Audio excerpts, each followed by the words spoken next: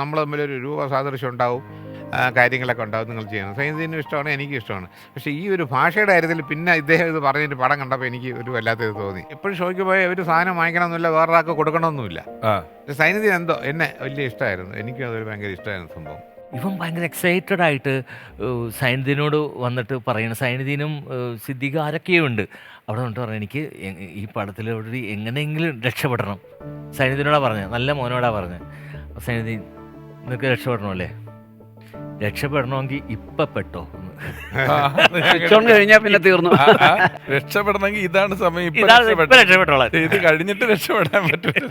സിദ്ദിഖും ലാലും സൈനുദ്ദീനും കൂടെ ഒരു audio cassette ചെയ്ത് കഴിഞ്ഞിട്ട് അവസാനം അതിൻ്റെ മാസ്റ്ററും കൊണ്ട് പോവുക ഒരു പ്രശസ്തനായ ഒരു ഓഡിയോ കാസറ്റ് പ്രൊഡ്യൂസറിൻ്റെ അടുത്ത്. സൈനുദ്ദീൻ പറഞ്ഞു, റേറ്റൊക്കെ ഞാൻ പറഞ്ഞോളാം, നിങ്ങൾ മിണ്ടരുതെന്ന് പറഞ്ഞു. അപ്പോൾ ഇവർ 1000 രൂപ പ്രതീക്ഷിച്ചു, കാരണം 500-ൻ്റെ ലെവലിലാണല്ലോ നിൽക്കുന്നത്. പുള്ളി പറഞ്ഞു 20,000 രൂപ എന്ന് പറഞ്ഞു. 20,000 രൂപ മാസ്റ്ററിന് സൈനുദ്ദീൻ പറഞ്ഞു. അപ്പോൾ ഉടനെ 20,000 രൂപ, പിന്നെ നിങ്ങളിപ്പോൾ 25,000 ഒക്കെ കൊടുത്ത് എടുക്കണല്ലേ, നമ്മുടെയും കാസറ്റ് അതുപോലെ പോണല്ലേ എന്ന് പറഞ്ഞ്.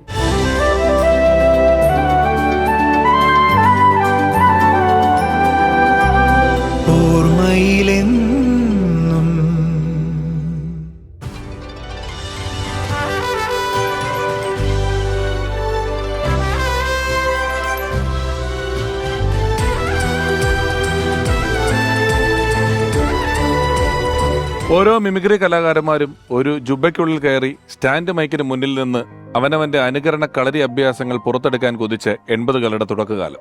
അന്ന് അതിന്റെ ഏറ്റവും വലിയ യൂണിവേഴ്സിറ്റിയായ കലാഭവനിൽ തദ്ദേശവാസിയായ ഒരു കൊച്ചിക്കാരനും കൂടെ കുടിയേറി. അനുകരണത്തിൽ അനുഗ്രഹീത നടനായിരുന്ന മധുസാറായിരുന്നു ആ കലാകാരന്റെ തുറുപ്പിയിട്ട്. സ്വതസിദ്ധമായ ഒരു സംഭാഷണ ശൈലി ഉള്ളതിനാൽ സ്കിറ്റുകളിലും ഏറെയായിരുന്നു കയ്യടികൾ.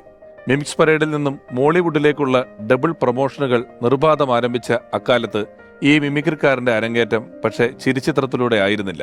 ആർട്ട് ഹൗസ് മൂവികളുടെ പ്രയോക്താവായിരുന്ന PA ബക്കർ എന്ന അതുല്യനായ സംവിധായകന്റെ ചാപ്പ എന്ന ചിത്രത്തിലൂടെ അയാൾ സിനിമയിലെത്തി. സയാമീസ് ഇരട്ടകളിലെ ദാസൻ, കാവടിയാട്ടത്തിലെ നരിയമ്പറമ്പിൽ മാത്തുക്കുട്ടി, ആലഞ്ചേരി തമ്പ്രാക്കളിലെ പുരുഷോത്തമൻ, പുതുക്കോട്ടയിലെ പുതുമണവാളനിലെ ഇൻസ്പെക്ടർ, ഹിറ്റ്ലറിലെ സത്യപാലൻ, തന്റെ സിഗ്നേച്ചർ ചിരിയുടെ അകമ്പടിയിൽ പിന്നീട് അദ്ദേഹം നമുക്ക് സമ്മാനിച്ച എത്രയെത്ര കോമഡി ക്യാരക്ടറുകൾ.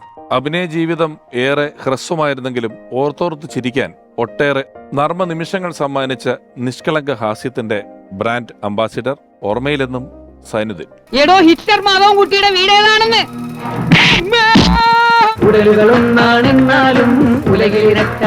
നീയൊക്കെ മാടശ്ശേരി തമ്പിയുടെ കഥ പറയും സാർ. തൊഴിലാണ് എന്റെ ചോറ്, ആ ചോറിനോട് എനിക്ക് ആത്മാർത്ഥതയുണ്ട്. ജിമ്മി, നിന്റെ തോക്കും കൊച്ചു വിച്ചാത്തി ഒക്കെ എടുത്തോ, ആളെ കൂട്ടിക്കോ. ഇനിയെങ്കിലും പറയൂ, നമ്മൾ എവിടെ വെച്ചാണ് കണ്ടിട്ടുള്ളത്? കണ്ട ആപ്പൂപ്പ പടമൊന്നുമല്ല, അവാർഡ് പടവാ. ഇപ്പൊ എന്നെ കണ്ട അമിതാഭ് ബച്ചന്റെ ഒരു കട്ടില്ലേ? അയ്യോ, ഞാൻ തിരിച്ചു പോകാൻ വന്നതല്ല, തമ്പുരാനാവാൻ വന്നതാ.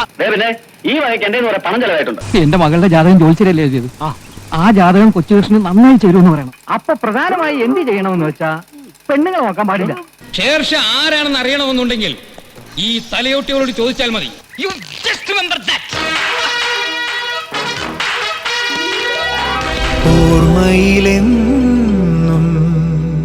സൈനുകയുടെ ഓർമ്മകളുമായി ഓർമ്മയിലെന്നും സൈനുദ്ദീൻ എന്ന ഈ ലക്കത്തിൽ ആദ്യം എത്തുന്നത് മലയാളത്തിന്റെ പ്രഗത്ഭനായ ഒരു അഭിനേതാവാണ്, നായകനാണ്, നിർമ്മാതാവാണ്. സിനിമയുടെ സമസ്ത മേഖലകളിലും കൈവച്ചിട്ടുള്ള നമുക്ക് വളരെ പ്രിയപ്പെട്ട ഒരാൾ. അദ്ദേഹം സൈനുകയോടൊപ്പം അഭിനയിച്ചിട്ടുള്ളൊരു ചിത്രം വളരെ ചരിത്രമായിട്ടുള്ള ഒരു ചിത്രമാണ്. ഏറെ ബഹുമാനത്തോടെ ഈ ഫ്ലോറിലേക്ക് സ്വാഗതം ചെയ്യുന്നു പ്രിയപ്പെട്ട മണിയമ്പിള്ള രാജു ചേട്ടൻ.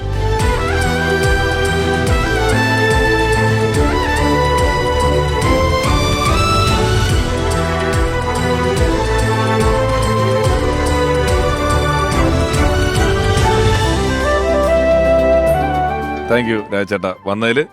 ഞാനിപ്പോ ആമുഖം പറഞ്ഞപ്പം പറഞ്ഞു ഒരു വളരെ പെക്യുലർ ആയിട്ടുള്ള സിനിമയിൽ സൈനികയോടൊപ്പം അഭിനയിച്ച ആളെന്ന്. ഒരുപക്ഷെ മലയാളത്തിൽ ഇങ്ങനെ ഒരു സിനിമ വരുന്നതിന് മുമ്പ് ലോകത്ത് ഏതെങ്കിലും ഒരു ഭാഷയിൽ ഇങ്ങനെ ഒരു പരീക്ഷണം വന്നിട്ടുണ്ടോ എന്ന് എനിക്ക് അത്ഭുതമാണ്. ചിലപ്പോൾ എൻ്റെ പരിമിതമായ അറിവ് കൊണ്ട് വന്നിട്ടുണ്ടെങ്കിൽ ഞാൻ അറിയാത്തതായിരിക്കും. എങ്കിലും സയാമീസ് ഇരട്ടകൾ എന്നു പേരുള്ളൊരു സിനിമ മലയാളത്തിൽ പുറത്തിറങ്ങി. അത് വയറൊട്ടിയിരിക്കുന്ന വലിയതായിട്ടുള്ള പ്രായപൂർത്തിയായ 2 ആളുകളുടെ കഥയാണ്. അതിൽ സയാമീസ് ഇരട്ടകളായി അഭിനയിച്ചത് ഒരേ മുഖച്ഛായ ഉണ്ടെന്ന് ആ സിനിമയിൽ നമുക്ക് തോന്നുന്നു. അങ്ങനെ അഭിനയിച്ചിട്ടുള്ളത് മണിയമ്പിള്ള രാജചേട്ടനും സൈനികയുമാണ്. ആ സിനിമ ഒരു വലിയ അത്ഭുതമാണ്. ഒരു സിനിമ മുഴുവൻ നമ്മൾ ഇഴുകിച്ചേർന്ന് അഭിനയിക്കുക, ഒന്നിച്ച് അഭിനയിക്കുക എന്നൊക്കെ മറ്റുള്ള പല പടങ്ങളിലും പറയാറുണ്ടെങ്കിലും നിങ്ങൾ ഇഴുകിച്ചേർന്ന് അഭിനയിച്ച പോലെ ഒരു സിനിമ മുഴുവൻ വേറെ ഏതെങ്കിലും രണ്ടുപേർ അഭിനയിച്ചിട്ടുണ്ടോ എന്ന് എനിക്ക് സംശയമാണ്, അല്ലേ? അതെ, ആ സിനിമ അതിനെ കുറിച്ച് കുറെ കാര്യങ്ങൾ പറയാനുണ്ട് എനിക്ക്. അത് നമുക്ക് ഇരുന്നിട്ട് പറയാം. അപ്പൊ സൈനികൻ എപ്പോഴാണ് ആദ്യം പരിചയപ്പെട്ടതും കാര്യങ്ങളും ഒക്കെ? ഞങ്ങൾ തമ്മിൽ അതിനു മുമ്പ് കിഴക്കൻ പത്രോസ് ഒരു സിനിമയിൽ അഭിനയിച്ചിട്ടുണ്ട്. മമ്മൂട്ടി അഭിനയിച്ച പടത്തിൽ അഭിനയിച്ചിട്ടുണ്ട് ഞങ്ങൾ രണ്ടുപേരും. അപ്പോൾ പലരും പറയാറുണ്ട് ഞങ്ങൾ തമ്മിൽ ഏതാണ്ട് രൂപ സാദൃശ്യമുണ്ട്, പിന്നെ പ്രായത്തിന് ഏതാണ്ടൊക്കെ അടുത്ത് വരും, പിന്നെ അയാളുടെ നക്ഷത്രവും പൂരിട്ടാതി, എൻ്റെ നക്ഷത്രവും പൂരിട്ടാതി. അങ്ങനെയാണ്. അപ്പോൾ ഞാൻ പറയും ചെയ്തു നമ്മളെല്ലാം ഒന്നുപോലെയല്ല, അപ്പോൾ മരിക്കുമ്പോഴും നമ്മൾ ഒന്നിച്ചായിരിക്കും മരിക്കുന്നതെന്ന് തമാശക്കൊക്കെ അന്ന് പറഞ്ഞത്. സ്റ്റേജുകളിലുള്ള സൈനികനെ ശ്രദ്ധിച്ചിട്ടുണ്ടല്ലോ? ഞാൻ ശ്രദ്ധിച്ചിട്ടുണ്ട്, പിന്നെ കാസറ്റുകളിലൊക്കെ ഞാൻ ശ്രദ്ധിച്ചിട്ടുണ്ട്. അപ്പോൾ അദ്ദേഹത്തിൻ്റെ സെൻസ് ഓഫ് ഹ്യൂമർ ഭയങ്കരമാണ്. അപ്പം പലരും അദ്ദേഹത്തിൻ്റെ സുഹൃത്തുക്കൾ പറയുന്നത് ഞാൻ കേട്ടിട്ടുണ്ട്. പിന്നെ പുള്ളി സ്ഥിരം മധുസാറിനെ ചെയ്യുമായിരുന്നു. മെയിൻ ഐറ്റം മധുസാറായിരുന്നു. സിനിമകളിലും അത് അനുകരിച്ചിട്ടുണ്ട് പല സിനിമകളിലും. ഈ കിഴക്കൻ പത്രോസ് ഡബ് ചെയ്തപ്പോഴത്തേക്കും ഒരു സീനിൽ ഞാനാണെന്ന് വിചാരിച്ച് ഞാൻ സൈനുദ്ദീനെ ഡബ് ചെയ്തു. ഒരു നൈറ്റ് സീനാണ്. ഒരു സീനിൽ വന്ന് ഡയലോഗ് പറയുന്നത് ഞാൻ അങ്ങ് ഡബ് ചെയ്ത് തീർന്നപ്പോഴാണ് ഡയറക്ടർ നിങ്ങൾ ഇത്ര നേരം ഡബ് ചെയ്ത് സൈനുദ്ദീനാണ് അപ്പുറത്ത് നിൽക്കുന്നതാണ് നിങ്ങൾ. അത് നൈറ്റ് സീനിൽ ഞങ്ങൾ അങ്ങനെ ചെയ്തിട്ടുണ്ട്. അപ്പൊ നമുക്ക് സൈനികയുടെ ഒരുപാട് ഓർമ്മകളെ കുറിച്ച് ഇനിയും സംസാരിക്കേണ്ടതായിട്ടുണ്ട്. അദ്ദേഹത്തിന്റെ സുഹൃത്തുക്കൾ വരാനായിട്ടുണ്ട്. രാജേട്ടാ സ്വാഗതം, ഇരിക്കും. Thank you.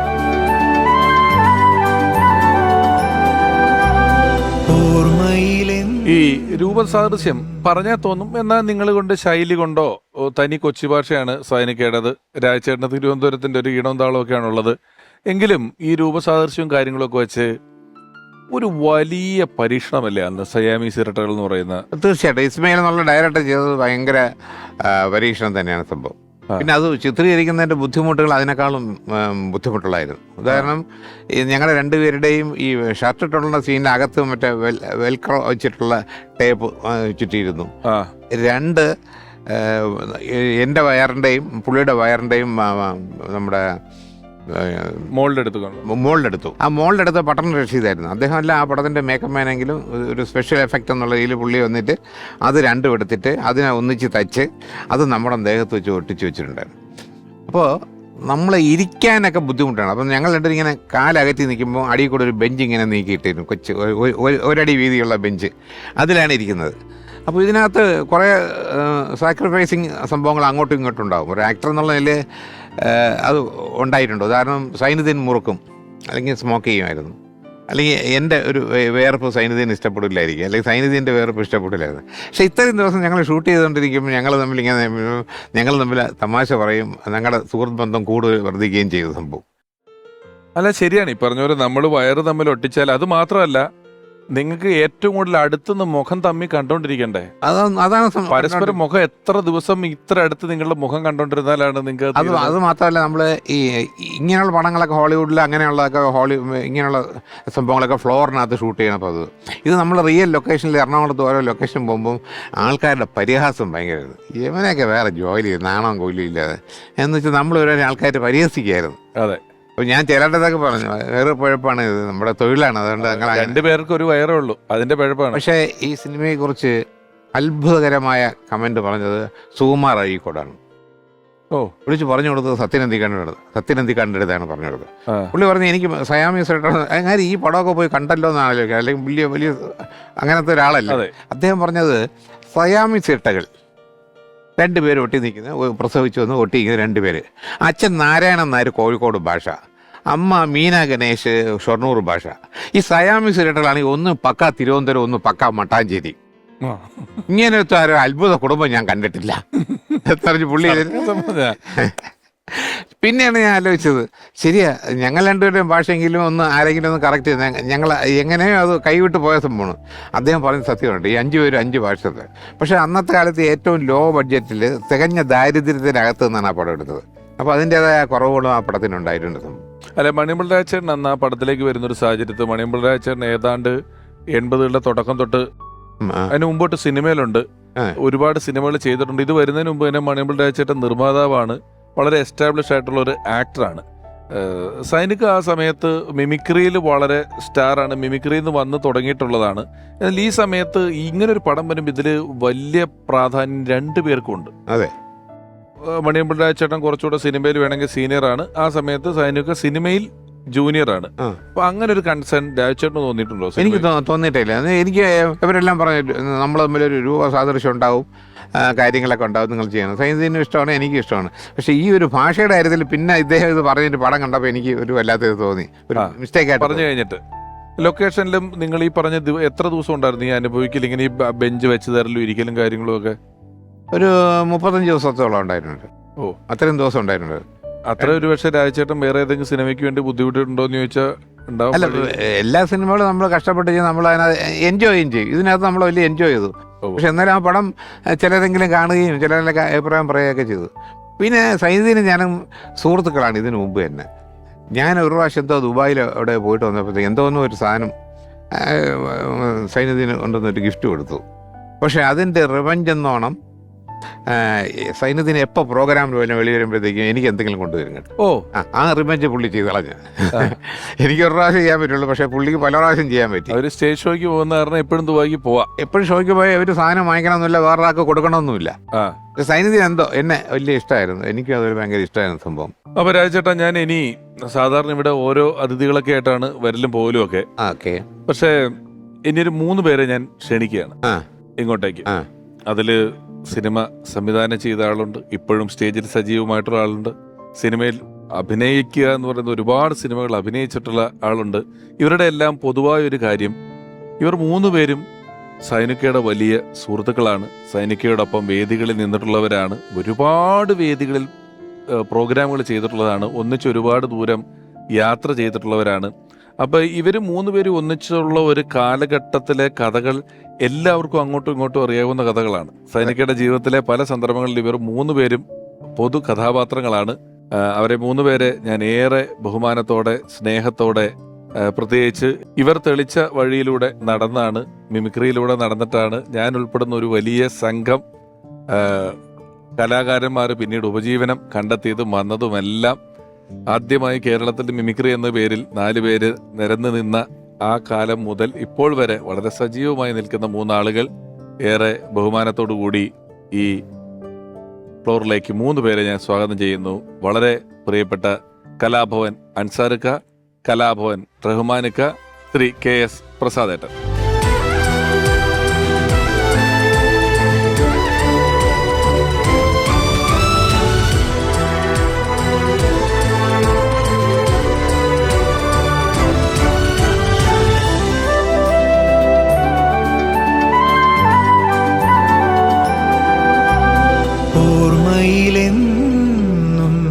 മൂന്ന് പേർക്കും സ്വാഗതം. പ്രസാദേട്ട, അൻസാറുക്ക, റഹ്മാനുക്ക. ഒരുപാട് കഥകളിൽ ഞാൻ ഫീൽഡിലേക്ക് വരുന്ന സമയം കഴിഞ്ഞിട്ട് എനിക്ക് ഇങ്ങനെ സൈനികമായിട്ട് ഒരുപാട് വേദി പങ്കിടാനോ കാണാനോ പരിചയപ്പെടാനോ എന്നുള്ള ഒരുപാട് അവസരങ്ങൾ കിട്ടിയിട്ടുള്ള ആളല്ല. പക്ഷെ നിങ്ങളുടെ കഥകൾ നമ്മുടെ ഒരു പക്ഷേ ഈ സിനിമയിലുള്ള ആളുകളുടെ ഇത്തരത്തിലൊരു പരിപാടി വരുന്നതിന് മുമ്പ് തന്നെ മിമിക്രി സദസ്സുകളിൽ ഞങ്ങൾ എവിടെയെങ്കിലുമൊക്കെ ഇരുന്ന് ഞങ്ങളുടെ സീനിയറായിട്ടുള്ള ഇവരുടെ കഥകൾ കേട്ടാൽ ഏറ്റവും കൂടുതൽ കഥകളിൽ ക്യാരക്ടറായിട്ടുള്ള ഒരാൾ സൈനദീനാണ്. ഒരുപാട് ഇൻസിഡൻസ് അവർ അങ്ങനെ ചെയ്തു ഇങ്ങനെ ചെയ്തു എന്ന് വെച്ച് പറയുന്നുണ്ടാവും. 81 സെപ്റ്റംബർ 21 ആദ്യമായിട്ട് കേരളത്തിലൊരു മിമിക്സ് പരേഡ് എന്ന് പറഞ്ഞു വരുന്നത്. അപ്പൊ സൈനുക്ക എപ്പോഴാണ് ഇതിലേക്ക് വന്ന് കയറുന്നത്? ഒരു വർഷം കഴിഞ്ഞു, 82 സൈനികൻ വരുന്നത്. വർക്കിച്ചമ്പേട്ട പോയപ്പോ 2 പേര് വന്നതാ, എന്നെ ഫർഗീസും സൈനുദ്ദീനും. വർക്കിച്ചമ്പേട്ട എന്ന് പറഞ്ഞ ആദ്യത്തെ ട്രൂപ്പിലുണ്ടായിരുന്ന ഒരാൾ പോയപ്പോ എന്നെ ഫർഗീസും സൈനികൻ കലാഭവനിലോട്ട് വന്ന് കയറി. പിന്നെ എത്ര നാളുണ്ടായിരുന്നു? സൈനുദ്ദീൻ ഒരു 89 വരെ ഉണ്ടായിരുന്നു. 89 അതോ 90 വരെ ഉണ്ടായിരുന്നു. ഞാൻ 89 വരെ ഉണ്ടായി. ശരിയാ, 90 വരെ ഉണ്ടായി. അതായിരുന്നു സൈനുദ്ദീൻ ഉള്ള ഒരു കാലഘട്ടം എന്ന് പറഞ്ഞാൽ. സൈനുദ്ദീൻ്റെ സ്റ്റേജ് കോമഡി എന്ന് പറയുന്നത് അറിയാമല്ലോ, നമ്മൾ പ്രത്യേകിച്ച് പറയേണ്ട കാര്യമില്ല. അതിനേക്കാളൊക്കെ കൂടുതൽ ഞങ്ങൾ ഈ വണ്ടി കയറിയാൽ ഈ സ്ഥലം എത്തുന്നവരെ, തൃശ്ശൂരാണോ കോഴിക്കോടാണോ തിരുവനന്തപുരമാണോ, അവിടെ എത്തുന്നവരെ ഞങ്ങളെയൊക്കെ ചിരിപ്പിക്കുക എന്നുള്ളതായിരുന്നു സൈനുദ്ദീൻ്റെ ഏറ്റവും വലിയ തമാശക്കാര്. അവരെ ചിരിപ്പിക്കുക എന്നുള്ള ഉത്തരവാദിത്തമാണ്. അത് ഭയങ്കരമാണ്. സൈനുദ്ദീൻ സിനിമയിൽ വരുന്നതിന് മുമ്പ് എനിക്കും റഹ്മാനും ഒക്കെ സൈനുദ്ദീനെ അറിയാമായിരുന്നു. കാരണം സിനിമയിലാണോ കലാഭവനിൽ വരുന്നത്? ഇല്ല, നേരിട്ട് സാധാരണ ലൈഫില് സ്റ്റുഡൻസ് ആയിരിക്കുമ്പോ റഹ്മാന്റെ ജസ്റ്റ് സീനിയർ ആയിട്ടായിരുന്നു സൈനുദ്ദീൻ UC കോളേജിൽ പഠിച്ച. UC കോളേജിൽ ഞാൻ മഹാരാഷ്ട്രയിലായിരുന്നു. പ്രിഡിഗ്രി കൊച്ചിൻ കോളേജിലായിരുന്നു. ഡിഗ്രിക്ക് മഹാരാഷ്ട്രയിൽ വന്നു. അപ്പോൾ ഈ കോളേജ് കാലഘട്ടത്തിലൊക്കെ മത്സരങ്ങൾക്ക് പോകുമായിരുന്നു. പ്രത്യേകിച്ച് യൂണിവേഴ്സിറ്റി കൂടാതെ KSUവിൻ്റെ ഒരു സംസ്ഥാന മത്സരമുണ്ട്. അതിന് എനിക്ക് മിക്കവാറും എല്ലായിടത്തും ഫസ്റ്റ് പ്രൈസ് കിട്ടുമായിരുന്നു. പക്ഷെ ഒരു പ്രാവശ്യം മാത്രം ഞാൻ സെക്കൻഡായി. അത് ഹിന്ദി പ്രചാര സഭ ഹാളിൽ വെച്ചായിരുന്നു കോമ്പറ്റീഷൻ. എനിക്ക് ഇന്നലെ കഴിഞ്ഞ മാതിരി ഓർമ്മയുണ്ട്. അപ്പം ഞാൻ വിചാരിച്ചു ഈ ഫസ്റ്റ് ആരാണ് ഒന്നൊന്ന് അന്വേഷിക്കണമല്ലോ എന്ന് വെച്ച് കാണാൻ വന്നപ്പോൾ തടിച്ച് കുടവയറായിട്ടൊക്കെ ഒരാൾ യൂസി കോളേജിൽ നിന്ന് വന്ന സൈനുദ്ദീനാണെന്ന് പറഞ്ഞു. അവൻ അന്ന് രാമൻ കാട്ടിലേക്ക് പോകുന്ന ഒരു സംഭവമൊക്കെ പറയണം. അത് പല ഭാഷയിലുള്ള ആൾക്കാരോ, ഷേണായി, മുസ്ലിം, കമ്മത്ത്, ഇന്റർനാഷണൽ ഫേമസ് സാധനമായിരുന്നു അവൻ കളിച്ചത്. അത് അവന് കളിച്ച് ഫസ്റ്റ് കിട്ടി. പിന്നെ ഞങ്ങൾ പല സ്ഥലത്തും മത്സരത്തിന് പോകലാണ്. അതിൻ്റെ ഇടക്കാണ് ഒരു മത്സരത്തിന് പോയപ്പോൾ പെട്ടിയായിട്ട് ഒരാൾ, CAD നസീർ പറഞ്ഞ പോലെ ഒരാൾ വന്നു. ഒരു ലൈബ്രറിയിൽ ഈ സഹൃദയ വായനശാല കലൂർ, CAD നസീർ പറഞ്ഞ ഒരു പെട്ടിയൊക്കെ ആയിട്ട് ഒരാൾ വന്നു, വിഗ് വെക്കുന്ന. അതാണ് NF വർഗീസ്. ജോലിക്ക് പോയിട്ട് വന്നവരുവാ. ജോലി റെപ്രസെന്റേറ്റീവ് ആണല്ലോ. JM ഒരു കമ്പനിയിൽ റെപ്രസെന്റേറ്റീവ് ആയിരുന്നു. അതിനിടയിൽ നാടകം കളിക്കാം. നാടകത്തിന്റെ പേരെന്താ ഓർമ്മയുണ്ടോ? Gems engineering. നാടകം അഭിനയിച്ചിരുന്നില്ലേ? ബ്രഹ്മം. പിന്നെ വേറൊരു ഫേമസ് ഒരു പ്രൊഫഷണൽ അതും അതിനിടയിൽ വിങ്സ് പരേഡിനൊക്കെ വരും പുള്ളി. അങ്ങനെ കാലഘട്ടമാണ്. അങ്ങനെയാണ് ഇവർ റഹ്മാനാണെന്ന് തോന്നുന്നുണ്ട് സൈനുദ്ദീനെ എടുത്ത് പറഞ്ഞു. ഞാനും റഹ്മാനൊക്കെ കൂടെയാണ് സൈനുദ്ദീനെ വിളിക്കാൻ പോണത്. കളമശ്ശേരിയിൽ റോഡ് ട്രാൻസ്പോർട്ടിങ്, അന്ന് ഒരുപാട് ട്രാൻസ്പോർട്ടിങ് ആൾക്കാരുണ്ട്. അവിടെ അവന് ക്ലർക്കായിട്ട് ജോലിയാണ്. അപ്പം ഞങ്ങൾ പറഞ്ഞു, നീ ഉണ്ടായിരുന്നു വിളിക്കാൻ പോയപ്പോൾ? ഞാനും ഇവനും സിദ്ദീഖോ. നീ ഉണ്ടായില്ല? ഞാൻ ഉണ്ടായില്ല. എന്നെ വിളിക്കാൻ വേണ്ടി കളമശ്ശേരി പോയി ഉണ്ടോ ഇങ്ങനെ കലാഭവനിലേക്ക് ആണ് നിന്നെ ഒരാൾ പോയി, പകരം നിനക്ക് വരണം. ആടാ ഞാൻ വരാം, കുഴപ്പമില്ല, അവിടെ ജോലിയുണ്ട് എന്ന് പറഞ്ഞു. അപ്പോൾ ഞാനൊരു 100 നോട്ട് എടുത്ത് കാണിച്ചു കൊടുക്കണ്ട. അവന് ഞാൻ പറയുന്നത് നിനക്ക് അഡ്വാൻസ് 100 രൂപ വെറുതെ, അച്ഛൻ തന്നൊന്നുമില്ല, എൻ്റെ കാശെടുത്ത് 100 രൂപ കാണിച്ച്, ഇന്ന് 100 രൂപ തന്നു. അവൻ തട്ടിപ്പറിച്ച് അവന് കിട്ടി. ചോദിച്ചിട്ട് തിരിച്ചു തന്നില്ല. പിന്നെ പ്രസാദനുമായിട്ടും ഒരു ഡെയിലി വിളിക്കുകയൊക്കെ ചെയ്യുന്ന ബന്ധമല്ലായിരുന്നോ? അതെ. ഞങ്ങളിപ്പോൾ കലാഭവനിലുള്ള സമയത്തും, കലാഭവൻ വിട്ടിട്ട് കുറേ വർഷം ഉണ്ടായിരുന്നില്ലേ, 10-12 വർഷം. അപ്പം മിക്കവാറും എല്ലാ ദിവസവും എറണാകുളത്തുണ്ടെങ്കിൽ രാവിലെ 8 മണിക്ക് സൈനുദ്ദീൻ്റെ കോൾ ഉണ്ടാവും. അതൊരു വർഷങ്ങളുടെ ഒരു, അതുപോലെ തന്നെയായിരുന്നു മറ്റൊരു വ്യക്തി ആബേലച്ചനും. അപ്പോൾ ഇവർ രണ്ടുപേരും ഏകദേശം അടുത്തടുത്താണ് നഷ്ടപ്പെട്ടത്. അപ്പോൾ ഈ സൈനുദ്ദീൻ്റെ വിളി എന്ന് പറഞ്ഞാൽ ഇരുന്ന ഒരു 15 മിനിറ്റ് മുമ്പ് കഴിഞ്ഞ ദിവസങ്ങളിൽ നടന്ന ഷൂട്ടിൻ്റെ വിവരങ്ങൾ, അന്ന് ആരൊക്കെ ഉണ്ടായിരുന്നു, അന്ന് എന്തൊക്കെ സംഭവിച്ചത്, ഈ കഥകൾ മുഴുവൻ. ഞാൻ മലയാള സിനിമയിൽ ഇല്ലെങ്കിലും ഈ സിനിമാ കഥകൾ മുഴുവൻ അറിയുന്നത് ത്രൂ സൈനുദ്ദീൻ്റെ കൂടെയാണ്. അങ്ങനത്തെ ഒരു ബന്ധമുണ്ട്. ഈ വിളി എനിക്കും കിട്ടുമായിരുന്നു. എല്ലാ ദിവസം രാത്രി എന്നെ വിളിക്കുന്നത് സൈനുദ്ദീനായിരിക്കും. കോൾ വന്നാൽ വൈഫ് പറയും ആ സൈനുദ്ദീനായിരിക്കും കേട്ടാന്ന്. സൈനുദ്ദീനായിരിക്കും. ലാൻഡ് ഫോൺ വിളികളുള്ള സമയത്തുള്ള വിളികളായിരിക്കുന്നത്.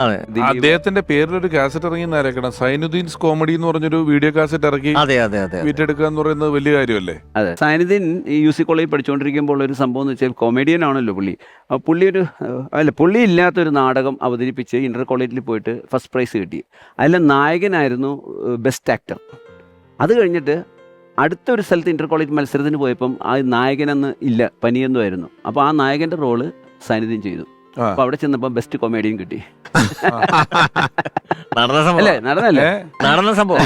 ഒരേ നാടകം, ഒരേ ക്യാരക്ടർ. അതായത് ഹീറോ സീരിയസ് ആയിട്ടൊക്കെ അഭിനയിക്കുന്ന വേഷം. നീ എവിടെ നിൽക്കൂ എന്നൊക്കെ പറയുന്നത് അന്നിങ്ങനെയൊക്കെയാണുള്ള ഡയലോഗുകൾ. ആ സാധനം സൈനുദ്ദീൻ അഭിനയിച്ചിട്ട് ബെസ്റ്റ് കൊമേഡിയൻ വേറൊരു ഇന്റർ കോളേജ് മത്സരത്തില്. എന്തിന് ഞാനൊക്കെ UC കോളേജിൽ ആദ്യമായിട്ട് ഞങ്ങൾ രണ്ടുപേരും ഒന്നിച്ചാണ് ഒരു നാടകത്തിൽ അഭിനയിക്കണേ. അന്ന് സൈനുദ്ദീൻ ഹ്യൂമർ തന്നെ ചെയ്തത്. ഹിറ്റ്ലർ എന്ന് പറയുന്ന ചിത്രത്തിലെ കഥാപാത്രം, അതിൽ ആ പേര് ഓർത്തുകൊണ്ട് വന്നിട്ട് അടിപൊളി 2 പരിപ്പൂട അല്ല. ഇങ്ങനത്തെ കാര്യങ്ങൾ കയ്യിലിടുന്നിടുന്നതിന്റെ വേറെ സിനിമയില് സൈനിക ഫ്രണ്ടിലിരുന്ന് സിനിമ കാണുക. അപ്പൊ ബാക്കിലിരുന്നിട്ട് ഓരോ ചേട്ടാ തലേന്ന് ആക്കി വെക്കുക, ചേട്ടന്റെ തല കൊണ്ട് എനിക്ക് കാണാൻ പറ്റുന്നില്ല. എന്റെ തല കൊണ്ട് എനിക്കല്ലേ കാണാൻ പറ്റുള്ളൂ, തനിക്ക് എങ്ങനെ കാണാൻ പറ്റും?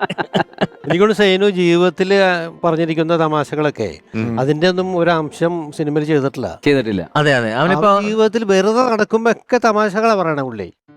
വെറുതെ നടക്കുമ്പോഴും പറയും. അപ്പോൾ അന്ന് ഈ കൗണ്ടർ എന്നുള്ള വാക്ക് തന്നെ കണ്ടുപിടിച്ചിട്ടില്ല. ഇംഗ്ലീഷിൽ അങ്ങനെ ഒരു വാക്കില്ല. അത് കൊണ്ടുവന്ന് ഇവനാണെന്ന് തോന്നുന്നു. ഉപയോഗിച്ചിട്ടില്ല. കൗണ്ടറിന്റെ മാത്രമല്ല, എനിക്ക് സൈനുദ്ദീനുള്ള അടുപ്പത്തിൽ മനസ്സിലായിട്ടുള്ളത് പുള്ളിയുടെ ഒരു സ്പോണ്ടൈനിറ്റി ഉണ്ടല്ലോ. പെട്ടെന്ന് പുള്ളി എൻ്റെ അടുത്ത് പറഞ്ഞാണ്, നിങ്ങളുടെ അടുത്ത് പറഞ്ഞിട്ടുണ്ടോന്ന് അറിയില്ല, എൻ്റെ അടുത്ത് ഇങ്ങനെ റെയിൽവേ സ്റ്റേഷനിൽ പോകുമ്പോൾ ആരോ ചോദിച്ചു ഇങ്ങനെ പുതിയ പടങ്ങൾ ഏതൊക്കെയാണ്. ഇല്ല, ഞാനിപ്പം പഴയ ചെമ്മീൻ നീലക്കുയിലൊക്കെയാണ് അഭിനയിച്ചോണ്ടിരിക്കുന്നത്. അതല്ലേ ആൾക്കാരങ്ങനെ താഴ്ത്തിയല്ലേ നമ്മളെ കാണുമ്പോൾ ചോദിക്കും. സിനിമയൊന്നും ഇല്ല അല്ലേ, പഴയ പടം. അതുപോലെ ഒരു പ്രാവശ്യം ഞങ്ങളോട് പറയണേ, റഹ്മാൻ എന്ത് പേരാടാ നിന്റെയൊക്കെ? റഹ്മാൻ കേൾക്കാൻ എന്ത് പേരാടാ റഹ്മാൻ? അൻസാർ, ലാല്, സിദ്ദീഖ് പ്രസാദ് എന്ത് പേരാടാ? എന്റെ പേര് കണ്ടില്ലേ? സൈനുദ്ദീൻ. ഒരു കോമഡി ഇല്ല, പക്ഷെ പുള്ളി പറഞ്ഞത് പുള്ളി കോമഡി. പറയുമ്പോ അത് കോമഡിയാവും. നിന്റെയൊക്കെ പേര് സൈനുദ്ദീൻ. അത് ഭയങ്കര ഹൈലൈറ്റ്. അഭിനയം അല്ലാതെ വേറെ കഴിവുകളുണ്ടായിരുന്നു. അസലായിട്ട് പാട്ട് പാടും. ഇപ്പൊ ഞാൻ ഇപ്പൊ അടുത്ത ചോദിക്കാനും കാരണം ഇവിടെ വന്ന ഫോട്ടോകളില് സ്കിറ്റ് കളിച്ചിരിക്കുന്നതിന്റെ അത്രയ്ക്ക് തന്നെ ഓർക്കസ്ട്രയും വെച്ച് ഈ മൈക്കുമായിട്ട് നിൽക്കുന്ന ഫോട്ടോ സിസ്റ്റം പോലെ നന്നായിട്ട് പാട്ട് കാണുന്നുണ്ട്. ആ ആദ്യമായിട്ട് ഗായകരുടെ ശബ്ദം അനുകരിച്ചത് മിമിക്രി ഫീൽഡില് സൈനിധൻ. ചഞ്ചല് മധുവിനെയൊക്കെ കാണുക. അല്ല, പാട്ടില് ആ മാനസമേന അല്ല, അതെ തന്നെ അതെ. സൈനു അനുകരിക്കുന്ന ചഞ്ചലിനാണ്. നമ്മുടെ മഷായൽ തോനെ ഇത് പടം ബോബി. ബോബിയിലൊരു പാട്ടില്ലേ, ബേഷാക്കമാന്തിർ, ആ പാട്ട് അത് അനുകരിച്ചിട്ട് അത് പാടുമായിരുന്നു. നരേന്ദ്ര ചംചല്ലേ പാട്ട്? അതെ അതെ ആ പാട്ട്. ബേഷാക്കി മന്ദിർ എന്ന് പറഞ്ഞ് തുടങ്ങുന്ന. അതെ. അതുപോലെ തന്നെ ചെമ്മീനിലെ ആ പാട്ടില്ലേ, മന്നാടെ മന്നാടയുടെ പാട്ട്. പിന്നെ മന്നാടയുടെ തന്നെ കടലേ എന്നുള്ളൊരു പാട്ടുണ്ട്, കടലേ നീലക്കടലേ. നീലക്കടൽ. മന്നാടെ അല്ല, തലത്ത് മുഹമ്മദ്. തലത് മെഹ്മൂബ്, സോറി. ആ അത് ആദ്യമായിട്ട് അനുകരിക്കുന്ന പുള്ളി. പിന്നെ ഇപ്പോഴാണല്ലോ ഒരുപാട് പേര് പാട്ടുകാരെ അനുകരിക്കുന്ന ആൾക്കാർ വന്നത്. പിന്നെ വിശാലയുടെ വേറെ കഴിവുണ്ട് സൈനത്തിന്. നന്നായിട്ട് ക്യാരംസ് കളിക്കും. മട്ടാഞ്ചേരി പോയിട്ട് ഞാനും ഇടയ്ക്കൊക്കെ പോയി കളിക്കാറുണ്ട്. ഞാനപ്പോൾ ആലുവ താമസിക്കണ, സൈനും മട്ടാഞ്ചേരി താമസിക്കണം. UC കോളേജിൽ പഠിക്കണമുണ്ട്. അപ്പോൾ ഒരു ഞായറാഴ്ച ഒരു ദിവസം എന്തെങ്കിലും കളിയൊക്കെ കഴിഞ്ഞാൽ പറഞ്ഞു, എടാ ഞാനും ഉണ്ട് ആലുവെന്ന് പറഞ്ഞു. അപ്പോൾ നമുക്ക് ST അടിക്കാമെന്ന്, ബസ്സിൽ ST അടിക്കുമല്ലേ ബസ്. അപ്പോൾ ഞാൻ പറഞ്ഞു ഞായറാഴ്ച ST അടിക്കാൻ പറഞ്ഞു. ഞായറാഴ്ച ST അടിച്ചാൽ പ്രശ്നം, നീ ഉണ്ടായിരുന്നോ? ഞാൻ ST അടിച്ചോളാം. ഒരു നോട്ട് ബുക്ക് എൻ്റെ കയ്യിൽ തന്ന് അവൻ കഷ്ടത്തിൽ വെച്ചിട്ട് ബസ്സിൽ കയറി, നീ ഉണ്ടായിരുന്നു പറഞ്ഞു. അങ്ങനെ പുള്ളി ആലുവ ST 2 സൈനു. ST ഒന്നും തരാൻ പറ്റില്ല കണ്ടക്ടർ. ഇത് ഞായറാഴ്ച നിങ്ങളവിടെ പോയതാ? അന്ന് ഞങ്ങളവിടെ പോയെന്ന് എനിക്ക് പറഞ്ഞാൽ മനസ്സിലാവില്ല. അങ്ങനെ ഒന്ന് ചെയ്താൽ പറഞ്ഞാൽ പറ്റുള്ളൂ. അല്ല പറഞ്ഞാൽ മനസ്സിലാവില്ല, തനിക്ക് പറഞ്ഞാൽ മനസ്സിലാവും. നിങ്ങൾ പറയാൻ ഞങ്ങൾ ST തരില്ല. അങ്ങനെ ഉടക്കായി. അവസാനം താൻ പറഞ്ഞേ പറ്റുള്ളൂ. അപ്പോൾ സൈനു, ഞങ്ങൾ കോശമണി വിത്തുകളുടെ ചെയ്യുമ്പോഴാണ്. എന്താ അത് തന്നെ പറയുന്നത് എനിക്ക് മനസ്സിലാവില്ല എന്ന്. അപ്പൊ തന്നെ പുള്ളി ST എടുത്ത് കൊടുത്തു. അയാൾ ഒരൈറ്റം വെറുതെ പറഞ്ഞ് ST അടിച്ചിട്ട് അങ്ങ് പോവാന്നുള്ളത്. ഓ ശരിക്കും പറഞ്ഞാൽ എന്നെ സംബന്ധിച്ചിടത്തോളം സൈനിധി മരിച്ചിട്ടില്ല. കാരണം സൈനിധി മരിച്ചു കിടക്കുന്നത് ഞാൻ കണ്ടിട്ടില്ല, എനിക്ക് കാണാൻ പോകാൻ പറ്റില്ല. ഞാൻ അബുദാബിയിൽ പ്രോഗ്രാമിന് പോയിട്ട് അബുദാബിയിൽ എൻ്റെ ഒരു ബ്രദറിനോട് വീട്ടിലിരിക്കുമ്പോൾ TV ഇങ്ങനെ കുറേ സീൻസ് കാണിക്കുന്നുണ്ട്. അധികം സൈനിധീൻ്റെ സീൻസാണ് കാണിക്കുന്നത്. അപ്പം ഞാനിങ്ങനെ കണ്ടുകൊണ്ടിരുന്നു. ഈ സിനിമ എൻ്റെ ഇൻസ്പയർ ആയിട്ടുള്ള സീൻസ് അതൊക്കെ കാണിക്കുന്നുണ്ട്. സായമീസ് റിട്ടുകൾ കാണിച്ചു മുമ്പുണ്ട്. പിന്നെ അനൗൺസ്മെൻറ്റ് വന്ന് ഇദ്ദേഹം ആദ്യമായി അഭിനയിക്കുന്നത് ഇന്ന സിനിമ എന്നൊക്കെ പറഞ്ഞു തുടങ്ങിയപ്പോൾ എനിക്ക് വല്ലാതെ, പിന്നെയാണ് മരിച്ചു എന്നുള്ള സംഭവം അറിയുന്നത്. എനിക്ക് ശരിക്കും പറഞ്ഞൊരു വല്ലാതെ ഇപ്പോൾ ഞാൻ വല്ലാതെ എന്ന് വെച്ചാൽ എനിക്ക് ഇപ്പോഴും അത് ഓർക്കാൻ പറ്റാത്തൊരവസ്ഥയാണ് എനിക്ക്. അതുകൊണ്ട് അവനിപ്പോഴും മരിച്ചിട്ടില്ല. എനിക്ക് അന്ന് സേനു മരിക്കുമ്പോൾ നമ്മൾ എല്ലാവരും ആർട്ടിസ്റ്റുകളും എറണാകുളത്തുണ്ടായിരുന്നു, ഓർക്കണ്ട. കാരണം വെച്ച് കഴിഞ്ഞാൽ അമേരിക്കൻ പ്രോഗ്രാം മമ്മൂട്ടി മോഹൻലാൽ അവരെല്ലാം കൂടെ റിഹേഴ്സൽ നടക്കുന്നത്, ഞാൻ വേറെ എന്തോ പടത്തിൽ നിൽക്കുന്നത്. അപ്പോൾ ആ ഷോയ്ക്ക് പോകുന്നതിൻ്റെ തലേ ദിവസം എന്നാണ് ഇത് നടക്കുന്നത്. അപ്പോൾ ഈ പങ്കെടുക്കാൻ പോകുന്ന കംപ്ലീറ്റ് ആർട്ടിസ്റ്റുകളും വീട്ടിൽ വന്നു. ഞാനും അവിടെ പോയി കണ്ടിരുന്നു. അതെ, നമ്മളൊന്ന് കുറെ സംസാരിച്ച കറക്റ്റ്. സയാമി സിറട്ടുകളിലെ റഹ്മാനിക്ക ഞാൻ ഇവരുടെ അമ്മാവനായിട്ട്. അത് വേറൊരു ഭാഷ, ആലുവ ഭാഷ. ആലുവ ഭാഷയിലുള്ളൊരു അമ്മാവനുണ്ട് ഇവർക്ക്. ഈ സാമീസ് റിട്ടകൾ എഴുതിയവരാണെന്നറിയാവോ? റഫീഖ് സിലാട്ടിനിട്ട് പണി കൊടുത്തിട്ടുണ്ട് സൈനുദ്ദീൻ. രസകരമായ പണി. ഈ ആലുവ പാലസിൽ വെച്ചിട്ട് ഷൂട്ടിംഗ് നടക്കുകയാണ്. സിനിമയുടെ പൂജ. സുന്ദരി നീയും സുന്ദരൻ ഞാനും. അപ്പോൾ ഇവൻ ഭയങ്കര എക്സൈറ്റഡ് ആണ്. റഫീഖ് സിലാട്ട്. നമ്മൾക്ക് അങ്ങനെയാണ്, ആദ്യമായിട്ട് സിനിമ എഴുതുമ്പോഴും സിനിമ കിട്ടുമ്പോഴും ഒക്കെ ഭയങ്കര എക്സൈറ്റഡ് ആവും. ഇവൻ ഭയങ്കര എക്സൈറ്റഡ് ആയിട്ട് സൈനുദ്ദീനോട് വന്നിട്ട് പറയണം. സൈനുദ്ദീനും സിദ്ദീഖ് ആരൊക്കെയുണ്ട് അവിടെ വന്നിട്ട് പറയണം, എനിക്ക് ഈ പടത്തിലൂടെ എങ്ങനെയെങ്കിലും രക്ഷപ്പെടണം. സൈനുദ്ദീനോടാണ് പറഞ്ഞത്, നല്ല മോനോടാണ് പറഞ്ഞത്. അപ്പോൾ സൈനുദ്ദീൻ, നിനക്ക് രക്ഷപ്പെടണമല്ലേ? രക്ഷപ്പെടണമെങ്കിൽ ഇപ്പൊ പെട്ടോ കഴിഞ്ഞാൽ പിന്നെ തീർന്നു. രക്ഷപ്പെടണമെങ്കിൽ ഇതാണ് സമയം, ഇത് കഴിഞ്ഞിട്ട് രക്ഷപ്പെടാൻ പറ്റില്ല. ഞാൻ കേട്ട കഥയാണ്, നിങ്ങളുടെ കൂട്ടത്തിൽ ആരോ ഈ സുകുമാരൻ സാറിന്റെ ശബ്ദം അനുകരിച്ചു. അതാരാണ് ശരിക്കും ആ കഥയില്? എനിക്ക് ഉണ്ടോ ആ മാനിനെ ഇരിക്കണ ഈ അൻസാർക്കായിരുന്നു? അതാ അത് രമേശ, അത് പിഷുവിന്റെ കളിയാണ്. അല്ല, എനിക്കിത് ഞാൻ ഏതോ കാലത്ത് ഈ സൈനികയുടെ ഇങ്ങനെ കഥകൾ എന്റെ കേട്ട കഥ മാത്രമല്ല, എനിക്കിതിന് ആളാരാന്നുള്ള എനിക്കറിയില്ല. അല്ല അത് ഞാൻ പറയാം കാരണം എനിക്ക് വിട്ടുവന്നേക്ക്. കാരണം അതിന്റെ ക്ലൈമാക്സ് പ്രസാദാണ്. അങ്ങനെ ക്ലൈമാക്സ് അതാണ് സൂപ്പർ ക്ലൈമാക്സ് ആയിരുന്നു. ഇപ്പോഴും പറഞ്ഞ ലാലൊക്കെ ചിരിക്കും, സിദ്ദിഖുള്ളപ്പോഴും അത് ചിരിക്കുമായിരുന്നു ആ കാര്യം പറഞ്ഞിട്ട്. കാരണം ഈ പുള്ളി വണ്ടി കയറിയാൽ എപ്പോഴും ഈ സുകുമാരൻ ചേട്ടന്റെ ശബ്ദമാണ്, എന്റെ കയ്യിൽ കാശില്ല. ഞാനല്ലേ എന്താ നേരെ നിന്റെ കൈക്കൊരു വിറ, ഇത് എന്റെ കയ്യിൽ കാശില്ല. അല്ല ഇപ്പോഴും ശരിയല്ല. അന്ന് ഇത് പറഞ്ഞ് രമേശ ഇത് പറഞ്ഞ് ഞങ്ങൾ പറയും ഇത് സ്റ്റേജിൽ കളിക്കാൻ പറ്റൂല എന്ന് പറയും. അങ്ങനെ ഒരു സ്റ്റേജിൽ ഞങ്ങൾ തൃശ്ശൂരിനപ്പുറത്തൊരു സ്റ്റേജിൽ പോയപ്പം ഭയങ്കര കയ്യടി. കോളേജിൽ എന്ന് പറഞ്ഞാൽ കോളേജിൻ്റെ അറിയാമല്ലോ, കയ്യടിയുണ്ട്. അപ്പോൾ പറഞ്ഞു ഞാൻ സുകുമാരനുണ്ടാ ഇതാകുമ്പോൾ കൈയടി കിട്ടിക്കോളും എന്ന് പറഞ്ഞു. എല്ലാ ഐറ്റംസും കയ്യടിയാണ്. പുള്ളി അറിയാം. അടുത്തതായിട്ട് ശ്രീ സുകുമാരൻ. അന്ന് പാളിപ്പോയി പിഷു. പാളിയല്ല, ഒരു കൂവലങ്ക തുടങ്ങി. എന്നോർക്കണ്ട് കൊടുങ്കാറ്റ് പോലെ ഇരുന്ന് കയ്യടി സുകുമാരൻ എന്ന് പറഞ്ഞപ്പോ അതേപോലെ കൊടുങ്കാറ്റ് പോലെ ഇരുന്ന് കൂവലും പറഞ്ഞു കഴിഞ്ഞപ്പോ ഇത് മറക്കൂല. ഇത് കഴിഞ്ഞിട്ട് പിന്നെ എല്ലാവരും സൈലന്റാ. പരിപാടി കഴിഞ്ഞിട്ട് ആരും അങ്ങോട്ടും ഇങ്ങോട്ടും സംസാരിക്കുന്നില്ല. കാരണം അത്രയും ഷോക്കായി പോയി എല്ലാവരും. ഇത് കഴിഞ്ഞ് എല്ലാവരും പെട്ടിയൊക്കെ കയറ്റി വണ്ടി കയറി വണ്ടിങ്ങനെ തിരിച്ചിങ്ങനെ പോയിക്കൊണ്ടിരിക്കുക. അപ്പോഴും സൈലന്റ്. തൃശ്ശൂരെത്തി റൗണ്ടിലെത്തുമ്പം നമ്മളിവിടെ കട്ടൻ ചായ കുടിക്കാൻ ഇറങ്ങും, ഓംലെറ്റ് കഴിക്കാൻ ഇറങ്ങും. അപ്പോഴും സൈലന്റ്. എല്ലാവരും വന്ന് അങ്ങ് ചായ കുടിക്കാൻ നിൽക്കുക. അപ്പം ഞാൻ നോക്കുമ്പോൾ ബെൽറ്റ് മത്തായിട്ട് ഒരു പോസ്റ്റർ സുകുമാരൻ നിൽക്കുന്നത്. അത് നമ്മുടെ ഏകദേശം ഇത്ര ഹൈറ്റില്ല. ഞാനൊരു നേരെ ചെന്നിട്ട് 2 കാലിലും തൊട്ട് പറയും, സുകുമാരൻ ചേട്ടാ ക്ഷമിക്കണം, അറിയാതെ അൻസാർ ഇത് ഇട്ടുപോയതാണ്. അതോടെ നിശബ്ദത അങ്ങ് മാറി. ഞാൻ ഇപ്പൊ കാണിച്ച കറക്റ്റ് അല്ലേ? ഏകദേശം കറക്റ്റ് അല്ലേ? ഏകദേശം അത് മതി, ഏകദേശം മതി. ഇത്രയും പോലും ആയില്ല അന്ന് എന്തെങ്കിലും കാണിച്ചാൽ കൈ കിട്ടുന്ന കാലഘട്ടമായിരുന്നു. ഇതേപോലെ ഇത് വേറെ കാര്യമാണ്.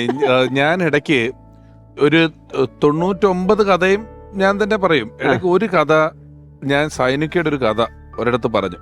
ആരുടെ എന്ന് പറഞ്ഞില്ല, ഒരാളുടെ എന്ന് പറഞ്ഞു.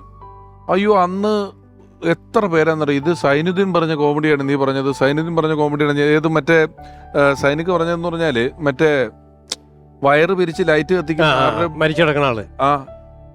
അത് രാജൻ അറിയോ? അത് പറഞ്ഞു റഹ്മാനിക്ക് പറ. അത് വേറെ ഒന്നുമില്ല. സൈനന്ദിന്റെ ഒരു കൂട്ടുകാരനുണ്ട് പട്ടാഞ്ചാറ്റില്. പുള്ളി എന്ത് റേഡിയോ TV എന്ത് സാധനമാണെങ്കിലും അപ്പൊ ശരി ഫീസ് കിട്ടി നന്നാക്കി എടുക്കും. അങ്ങനെ ആ ഒരു ദിവസം ഇയാളുടെ വാപ്പ മരിച്ചിട്ട് സൈനന്ദിന്റെ അനീഫും കൂടി കലാഭവന്റെ അനീഫും കൂടി കാണാൻ വേണ്ടി പോയിരിക്കുക. മയ്യത്തിന് മുമ്പിൽ ഇങ്ങനെ നിൽക്കുക വിഷമത്തില്. അപ്പോൾ സൈന് ചോദിച്ചു എത്ര മണിക്കടാ വാപ്പ മരിച്ച? വൈകിട്ട് മരിച്ച. ശരിയാക്കടാ. വാപ്പാനെ ശരിയാക്കി എടുക്കടാ. എല്ലാം ഫീസ് കെട്ടി ശരിയാക്കണല്ലേ, പാപ്പാനെ ഫീസ് കെട്ടി ശരിയാക്കി എടുക്കാൻ. അത്രയും ഡെസ്പായിട്ടിരിക്കുന്ന സമയത്തും പുള്ളി കൗണ്ടർ അടിക്കും. അപ്പൊ അനീഫ് പുറത്തിറങ്ങി പറഞ്ഞു എന്ത് വൃത്തിയുടെ സൈന് കാണിച്ചത്, അതവിടെ പറയാം. ആ തമാശ അവിടെ പറയാൻ പറ്റുള്ളൂ. അതിലൊരു സമയമുണ്ട്. അതല്ല സെക്കൻഡ് ഷോ കഴിഞ്ഞ് പോകുന്ന സംഭവം അറിയില്ല. സെക്കൻഡ് ഷോ കഴിഞ്ഞിട്ട് ഇവർ ആലുവയിൽ വരും, ബസ്സിന് വരും. അതിന് സെക്കൻഡ് ഷോ കഴിഞ്ഞ് ആലുവയിലൂടെ നടക്കും. എറണാകുളം ഷേണാസിൽ നിന്നാണ് നടക്കുന്നത് കേട്ടോ. നടന്ന് എടപ്പള്ളി ടോൾ വരെ ഇപ്പം അവശത എല്ലാവരും. അപ്പോഴേക്കും സാന്നിധ്യം പറഞ്ഞു, കളമശ്ശേരി എത്തി കഴിഞ്ഞാൽ രക്ഷപ്പെട്ടു. എന്താ പിന്നെ അവിടെ നിന്ന് അങ്ങോട്ട് നടന്നാൽ മതിയല്ലോ.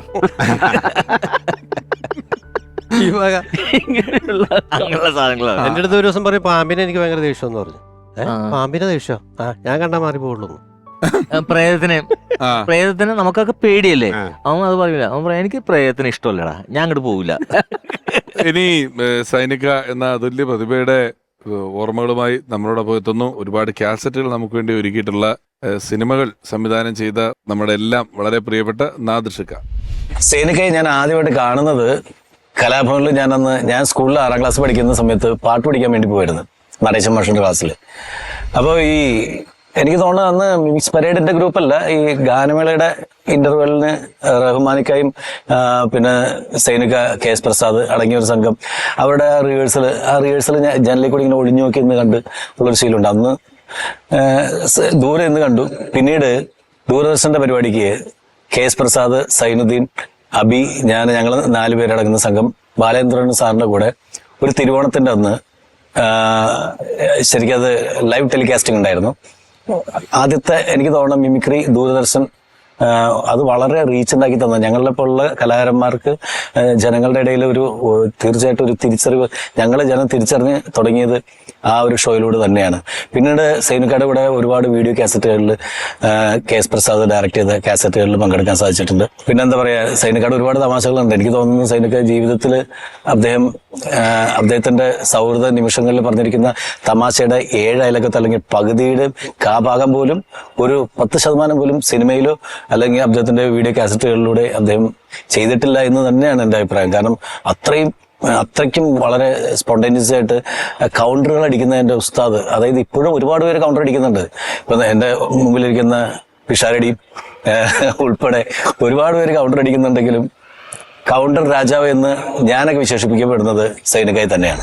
കാത് നൂറ്റാണ്ടായി, 25 കൊല്ലമായി സൈന് മരിച്ചിട്ട്. 25 കൊല്ലമായി. ഇപ്പൊ നമ്മൾ ഈ പറഞ്ഞ മിക്ക കഥകളും അതിന് മുമ്പുള്ള കഥയാണ്. ഇത്രയും നമുക്ക് ഓർമ്മയിക്കുന്നെങ്കിൽ എന്ത് പവറുള്ള നർമ്മകൾ. അതുമാതിരി അവൻ്റെ വേറൊരു സംഭവം, അത് ശരിക്കും പറഞ്ഞാൽ റഹ്മാനും സൈനിധിനും ഒക്കെ ആയിട്ട് പോയിട്ട് സംഭവിച്ച കാര്യമാണ്.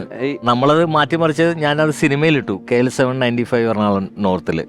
ഞാൻ എല്ലായിടത്തും പറയുമ്പോഴും പറയാറുണ്ട്. ഒരിക്കൽ ഞാനും റഹ്മാനും സൈനിധിനും ഒക്കെ കൂടെ നടക്കുമ്പോഴെന്നാണ് ഞാൻ പറയുന്നത്. മാരാസ് കോളേജിൻ്റെ മുമ്പിലൂടെ നടന്നു പോകുന്നത്. ഒരു മഴക്കാലമായിരുന്നു. മഴക്കാലത്ത് ഞങ്ങൾ മൂന്നും കൂടെ സംസാരിച്ച് ഇങ്ങനെ നടന്നു പോകുമ്പോൾ ചെളി കെട്ടി കിടപ്പുണ്ട്. ഒരു കാറ് ഇങ്ങോട്ട് പാഞ്ഞു പോയി ചെളി മുഴുവൻ അങ്ങ് തെറിച്ചു. നമ്മുടെ മേത്ത് പോയി, സൈനിധിൻ്റെ മേത്ത് പോയി. ഉടനെ സൈനിധിന് എന്ത് ചെയ്യുന്നറിയോ, പോക്കറ്റിൽ നിന്ന് പേന അങ്ങോട്ട് എടുത്തിട്ട് കാറിൻ്റെ നമ്പർ എഴുതി. പറഞ്ഞ അമ്മൻ ചോദിച്ചു, അല്ല നീ ഈ പേന എടുത്ത് എഴുതിയിട്ട് എന്ത് ചെയ്യാൻ പോണ്? അല്ലടാ ഇനി ആ കാറ് കാണുമ്പോൾ മാറി കിടക്കാലാണ്. ഇത് സത്യഭാമയ്ക്ക് ഒരു പ്രേമലേഖനം അങ്ങനെ ഒരു പടത്തില് രാജേട്ടനോടൊപ്പം ഞങ്ങൾ ഈ പരിപാടിക്ക് പോകുമ്പം അടുത്തിരിക്കുമ്പോൾ, ജയറാം അടുത്തിരിക്കുമ്പോൾ അല്ലെങ്കിൽ റഹ്മാനൊക്കെ അടുത്തിരിക്കുമ്പോൾ പറയും, എൻ്റെ അടുത്തിരുന്നോ കുറച്ച് നാൾ കഴിയുമ്പോൾ പറയാമല്ലോ, നമ്മുടെ കൂടെയൊക്കെ പ്രോഗ്രാം നടത്തിയിട്ടുണ്ടെന്ന് പറയാമല്ലോ അല്ലേ. റഹ്മാൻ സ്ഥിരം പറയാറുണ്ട്. ഇത് ജയറാം പറയാറുണ്ട്, സാന്നിധ്യം പറയാറുണ്ട്. കുറച്ച് നാൾ കഴിയുമ്പോൾ നിനക്ക് പറയണം എൻ്റെ സാന്നിധ്യത്തിൻ്റെ കൂടെയൊക്കെ പരിപാടി നടത്തിയിട്ടുണ്ടെന്ന് പറയാമല്ലോ എന്ന് സ്ഥിരം പറയുന്ന ഒരു രീതിയാണ്. ഇത് എങ്ങനെയോ നാദൃശ്യം അറിഞ്ഞു. അങ്ങനെ ഞാനും സാന്നിധ്യനും അബിയും നാദൃശ്യയും കൂടെ പ്രോഗ്രാമിന് പോകാൻ കോട്ടയത്ത് പോകാൻ നേരത്ത് സൈനിധിൻ്റെ അടുത്ത് നാദൃശ്യ ഈ നമ്പർ തന്നെ കിട്ടും. സൈനികയുടെ അറിയാതെ കറങ്ങി തിരിഞ്ഞ് കിട്ടിയതാണ് അറിഞ്ഞ. അപ്പം തോളത്തിങ്ങനെ കൈ പിടിച്ചിരിക്കുക. ആരുടെ? നാദൃശ്യയുടെ തോളത്ത് കൈ പിടിച്ചിരിക്കുന്ന സൈനിധിന്. അപ്പോൾ പറഞ്ഞു, സൈനിക്കൊക്കെ കുറേ നാൾ കഴിയുമ്പോൾ പറയാം നാദൃശ്യയുടെ കൂടെയൊക്കെ പ്രോഗ്രാം നടത്തിയിട്ടുണ്ടെന്ന് പറയും. സൈനിധി പറഞ്ഞു, പറയടാ അത്ര താഴ്ന്ന ലെവലിൽ നിന്ന് ഞാൻ കയറി വന്നെന്ന് എനിക്ക് പറയാലോ. അത് മാത്രമല്ല വേറൊരു കാര്യമുണ്ട്, ഭാര്യനോടൊക്കെ പറയുമ്പോൾ ഈ നാദൃശ്യ ആരാണെന്ന് പറഞ്ഞ് മനസ്സിലാക്കേണ്ട വരും. അങ്ങനെയല്ല, ആ കൗണ്ടർ എന്താണെന്ന് വെച്ചാൽ ബോംബെയിൽ നിന്ന് ഇന്ദ്രജാലം സിനിമ ഷൂട്ടിംഗ് കഴിഞ്ഞ് ട്രെയിനിൽ വരിക, കുഞ്ചേട്ടനും സൈനിധിനും കൂടെ. അങ്ങനെ ഇവര് ട്രെയിനിൽ വരുമ്പം കുഞ്ചേട്ടൻ ഈ നമ്പർ ഇട്ടു. അടുത്ത് സൈനിധിന്റെ അടുത്ത് ഇതേ കഥ തന്നെ പറഞ്ഞു. ഇനിയിപ്പം സൈനിധിന് പറയാമല്ലോ വീട്ടിൽ ചെന്നിട്ട് കുഞ്ചന്റെ കൂടെയൊക്കെ അഭിനയിച്ച് കുഞ്ചന്റെ കൂടെയൊക്കെ സംസാരിച്ചെന്നൊക്കെ പറയാമല്ലോ. അപ്പൊ സൈനിധിൻ അത് നേരത്തെ പോലെ കൗണ്ടർ അടിക്കാൻ പറ്റൂല, ഇത്ര താഴ്ന്ന ലെവലെന്ന് പറയാൻ പറ്റൂല, കാരണം കുഞ്ചേട്ടൻ മുകളിലാണല്ലോ. അപ്പൊ പറഞ്ഞു, ഞാനൊന്നും പറയാൻ നിൽക്കണടാ, ഇനി അവിടെ ചെന്ന് കുഞ്ചനൊക്കെ പറയുമ്പോ ആരാ കുഞ്ചൻ ഏതാ കുഞ്ചൻ എന്നൊക്കെ ചോദിച്ചാൽ അതൊക്കെ ഞാൻ പറഞ്ഞു കൊടുക്കാൻ നിൽക്കണ്ടേ. ഫോട്ടോ ഒക്കെ എടുത്ത് കാണിച്ചു അവിടെ പുള്ളി തിരിച്ചിട്ട്. അതാണ് ആ സെൻസ്. ഈ കിഴക്കൻ പത്രോസിൽ നിങ്ങളെല്ലാം മുഴുനീള വേഷമല്ലേ? അതിലൊരു ഒരു ഫ്ലോറിൽ ഡാൻസ് കളിക്കുന്ന ഡാൻസ് പാട്ടിലൊക്കെ നിങ്ങളെല്ലാരും കൂടെ ഡാൻസ് ഉർവശിയുണ്ട്, മമ്മൂക്കയുണ്ട്, മമ്മൂട്ടിയുണ്ട്. അപ്പൊ ഞങ്ങൾ ഡാൻസ് ചെയ്യുമ്പോൾ ഡാൻസ് മാസ്റ്റർ ആരെന്നറിയാം? പ്രഭുദേവയുടെ അച്ഛൻ സുന്ദരൻ മാസ്റ്റർ. അദ്ദേഹമാണ് ഇങ്ങനെ മുളയെ കഴിച്ചിങ്ങനെ വെച്ചിട്ട് നമ്മളെ കുറച്ച് മുളയും പരിപാടിയൊക്കെ ഉണ്ട്, കടൽ തീരം മണലൊക്കെ ഇട്ടിട്ടുള്ളതിനകത്ത് നമ്മളൊരു നാടകം ചെയ്യുന്നുണ്ട്. അപ്പൊ യേശുവിന്റെ അപ്പുറത്തിപ്പുറത്ത് യുദാസ് രണ്ടുപേരും നിൽക്കുമല്ലോ കുരിശില്, അതിലൊന്ന് ഞാനും ഒന്ന് സൈനികനുമാണ്. ഏത് കിഴക്കൻ പത്രോസിന്റെ തുടക്കത്തിൽ നിങ്ങൾ നാടകം ചെയ്യുന്നില്ല? ഒരു കുരിശില് ഞാനും ഒരു കുരിശ് സൈനികനും, നടുക്ക് മമ്മൂട്ടിയാണെന്ന് തോന്നുന്നു. അങ്ങനെ മമ്മൂക്കയാണ് അതിൽ കിടക്കുന്നത്. അതിൽ നിങ്ങൾക്ക് ആർക്കും ഡാൻസ് അറിയത്തില്ല. അല്ല ഞാൻ കളിക്കും ഡാൻസ്. ഈ മുള കാലത്തുള്ളതുകൊണ്ട് ഞാൻ ആദ്യം പഠിച്ചു.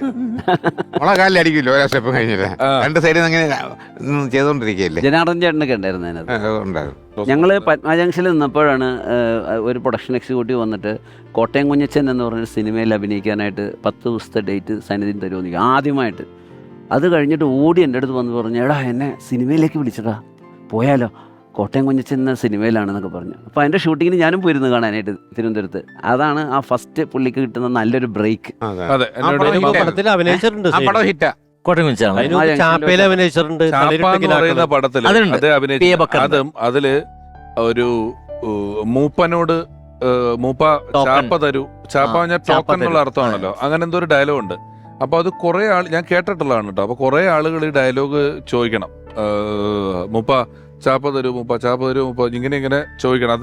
അത് കിട്ടിയാൽ ഇവർക്ക് അത് ഓൾമോസ്റ്റ് ലൈക്ക് പണമാണ്, പൈസക്ക് പകരമാണ് ഈ ടോക്കൺ കൊടുക്കുന്നത്. ചാപ്പ എന്ന് പറഞ്ഞാൽ ഈ ഷിപ്പ്യാർഡുമായി ബന്ധപ്പെട്ട് എന്തോ കഥയാണ്. അപ്പം എല്ലാരും മൂപ്പ ചാപ്പ തരൂ, മൂപ്പ ചാപ്പ തരൂ, ഡയറക്ടർ മറ്റേ പറഞ്ഞു ഇതെല്ലാരും ഒരുപോലാണല്ലോ പറയുന്നത്. ആരെങ്കിലുമൊക്കെ മാറ്റി പറയാന്ന് പറഞ്ഞപ്പോ അത്ര സീരിയസിന് സൈനക്ക ചാപ്പ ഒരു 30 രൂപ മാറ്റി പറയാൻ ചോദിച്ചപ്പം ചാപ്പ ഒരു 30 ചാപ്പാന്ന് അങ്ങനെ എന്തോ പറഞ്ഞിട്ട് പുള്ളിനെ നോട്ട് ചെയ്ത് ആദ്യമായിട്ട്. അതെ, കറക്റ്റ്. അത് ആരുടെ അത് പറഞ്ഞത്? അവൻ ഇത്രയും സീരിയസ് ആയിട്ട് എന്താ അവൻ ഇച്ചിരി അങ്ങനെ നോട്ട് ചെയ്യപ്പെട്ടു. ഇതില് ഒരു ബ്രേക്ക് ആയി. പിന്നെ തളിരിട്ടങ്ങിനാക്കൾ നമ്മുടെ അഭിനയിക്കാൻ പോകുമ്പോ ഗോപികുമാർ സാറാണ് ഡയറക്ടർ. പി ഗോപികുമാർ. അപ്പോൾ സൈനുവിൻ്റെ അടുത്ത് പറഞ്ഞാണ്. അപ്പോൾ ഒരു ബൈക്കിൽ 2 പേര് വന്ന ഷോട്ടാണ്. അപ്പോൾ ഗോപികുമാർ ചോദിച്ച്, സൈനുവിന് ബൈക്കൊക്കെ ഓടിക്കാൻ അറിയാലോ? ഇല്ലല്ല, പുറയിലിരിക്കാൻ അറിയാമെന്ന്. ശരിക്കും ഓടിക്കാൻ അറിയില്ല അവന്. മൈഡിയർ കുട്ടിച്ചാത്തൻ വന്നതിനകത്തുണ്ട്. ചാണക്യനിലുണ്ടോ? പിന്നെ ചാണക്യനിലുണ്ട്. രാജകുമാറിന്റെ അവൻ വലിയ വേഷം ഹീറോസിൽ ഒന്നായിട്ട് അഭിനയിക്കുന്നത് എൻ്റെ മിമിക്സ് പരേഡിലാണ്. 6 ഹീറോസാണ്. അപ്പോൾ ഞാൻ ഡെന്നിച്ചായനെ, കല്ലൂർ ഡെന്നിസിനെ പരിചയപ്പെടുത്താൻ വേണ്ടി കൊണ്ടുപോയി. മാതാ ടൂറിസ്റ്റ് ഹോമിലാണ് ഡെന്നിച്ചായൻ സിനിമ എഴുതുന്നത്. സിനിമ ജനിക്കുന്നത് അന്നത്തെ കാലത്ത് മാതാ ടൂറിസ്റ്റ് ഹോമിലാണ്. അവിടെയാണ് എല്ലാവരും സിനിമാക്കാർ മുഴുവനും. ഡെന്നിച്ചായനാണ് അതിൻ്റെ മെയിൻ ആൾ. അങ്ങനെ ഡെന്നിച്ചായനെ കൊണ്ടുപോയി പരിചയപ്പെടുത്തി. ഞാൻ പറഞ്ഞത് നമ്മൾ നിസാം എന്ന് പറഞ്ഞൊരു ക്യാരക്ടറാണ്. ഞാൻ പറഞ്ഞ സൈനുദ്ദീനെ പരിചയപ്പെടുത്തുന്നതിന് തലേ ദിവസം ഞാൻ പറഞ്ഞു, ഈ ക്യാരക്ടർ ഞാൻ എഴുതിയത് എൻ്റെ ഒരു ഫ്രണ്ടിനെ കണ്ടിട്ടാണ്. മുനിസിപ്പാലിറ്റിയിലുള്ള കോമഡി, പുള്ളി നല്ല കോമഡി വഴങ്ങുന്ന ആളാണ്, ഇങ്ങനെ പറയുന്ന ആളാണ്, മറ്റേ കറക്റ്റാണെന്നൊക്കെ പറഞ്ഞിട്ട് കൊണ്ടുപോയി ഒന്ന് കാണിട്ടാണെന്ന് പറഞ്ഞ് കൊണ്ടുപോയി കാണിച്ചപ്പോൾ ഡെന്നിച്ച ഇങ്ങനെ നോക്കിയിട്ട് പറഞ്ഞ്, ഇയാൾ കുഴപ്പമില്ല എന്ന് പറഞ്ഞു. അപ്പോൾ സൈനുദ്ദീനോട് ഞാൻ പറഞ്ഞിട്ടുണ്ടായിരുന്നു, അവിടെ പോകുമ്പോൾ നീ കൗണ്ടറൊന്നും പറയരുതട്ടാ. ഡെന്നിച്ചായനോ വേറെ ഷാജി കൈലാസൊക്കെ വരാറുണ്ട്, അവരൊക്കെ വല്ലതും പറഞ്ഞാൽ കൗണ്ടറൊന്നും പറയരുത്, കാരണം റോള് തെറിക്കൂല്ലേ. അങ്ങനെ അവൻ വീർപ്പൂട്ടിയൊക്കെ അവിടെ നിൽപ്പുണ്ടായി. അപ്പോൾ പുറത്തിറങ്ങിയപ്പോൾ അവൻ പറഞ്ഞു, ഉറപ്പാണല്ലോ, അപ്പം നീ ഔട്ടാണ് കേട്ടാന്ന് എന്നോട് പറഞ്ഞു. അങ്ങനെയാണ് മിമിക്സ് പരേഡിൽ ആദ്യമായിട്ട് വലിയ വേഷം ചെയ്തു വരുന്നത്. ആലഞ്ചേരി തമ്പ്രാക്കളിലാണോ ഒരു സുരേഷ് ഏട്ടൻ അനുകരിച്ചുകൊണ്ടിരുന്ന ക്യാരക്ടർ? സുനിലിന്റെ സിനിമയിലല്ലേ? സുരേഷ് ഗോപി ആയിട്ട് വന്നിട്ട് കുറെ ഡയലോഗ് പറഞ്ഞിട്ട് കൂളിംഗ് ഗ്ലാസ് ഒക്കെ വെച്ചിട്ട് വന്നിട്ട് ഒരു എവിടുന്നോ വന്ന് കുറെ ഡയലോഗ് പറഞ്ഞിട്ട്, എനിക്ക് ആലഞ്ചേരി തമ്പ്രാക്കളാണ് എൻ്റെ ഓർമ്മ. അതില് നടന്ന് തിരിച്ചു സ്ലോ മോഷൻ ഒക്കെ കൊടുത്തേക്കാണ്. സുരേഷ് ഏട്ടൻ അന്ന് കൊടുക്കുന്ന പോലത്തെ കുറെ ഡയലോഗ് പറഞ്ഞിട്ട് ഇങ്ങനെ നടന്നു പോകുമ്പം ഒരു തേങ്ങമേല് കാല് തട്ടിയിട്ട് അവിടെ നിന്നിട്ട് തേങ്ങ പറയുന്ന പോലെ പറഞ്ഞിട്ട് പോകണ്ട. ഒരിക്കലെ ഈ പ്രിയദർശൻ്റെ അടുത്ത് പറഞ്ഞ് നമ്മൾ പുതിയൊരാളിനെ വെച്ചൊരു പടം എടുക്കാൻ പോവാണ്. അത് മുത്തശ്ശി കഥ എന്നാണ് സിനിമയുടെ പേര്. അപ്പോൾ മിമിക്രിയിലൊരു പയ്യനുണ്ട്, നന്നായിരിക്കുന്നുണ്ട്. നീ ട്രിവാൻഡ്രത്ത് പോകുമ്പോൾ MG ശിവകുമാറിൻ്റെ വീട്ടിൽ പോയി അവൻ്റെ എല്ലാ VHS കാസറ്റ് ഉണ്ടെന്ന് കണ്ടു നോക്കാൻ പറഞ്ഞു. അങ്ങനെ ഞാൻ അവിടെ പോകുമ്പോൾ ഇവരൊക്കെ ഉള്ള ഇതിനകത്ത് നിൽക്കുന്നുണ്ട്. അപ്പം ഈ നിൽക്കുന്ന മെലിഞ്ഞ പയ്യനെയാണ് ഹീറോ ആയിട്ട് ഉദ്ദേശിക്കുന്നത് എന്ന് പറഞ്ഞ് MG ശിവകുമാർ. ഞാനാണ് പ്രിയനെ റെക്കമെൻഡ് ചെയ്യുന്നത്, ജയറാം. അപ്പോഴത്തേക്കും അവിടെ മറ്റേ ട്രിവാൻഡ്രത്ത് വേറെ സുഹൃത്തോടെ വരുന്നുണ്ട്. അപ്പോഴത്തേക്ക് ഞാൻ പറഞ്ഞാൽ ഇതാണ് പ്രിയൻ അതിന് വേണ്ടി ശ്രീകുട്ടൻ സജസ്റ്റ് ചെയ്യുന്നത്, ഇയാളാണ് ഹീറോ ആയിട്ട് ഇപ്പം പടം ഉടനെ തുടങ്ങാൻ പോകണം. അപ്പോൾ വന്ന അയാൾ പറഞ്ഞു, എവിടെ അയാൾ അഭിനയിക്കാൻ പറഞ്ഞത്? അയാൾ ഇന്നലെ ഷൂട്ടിംഗ് തുടങ്ങി പത്മരാജൻ്റെ പടത്തിൽ ഡബിൾ റോൾ.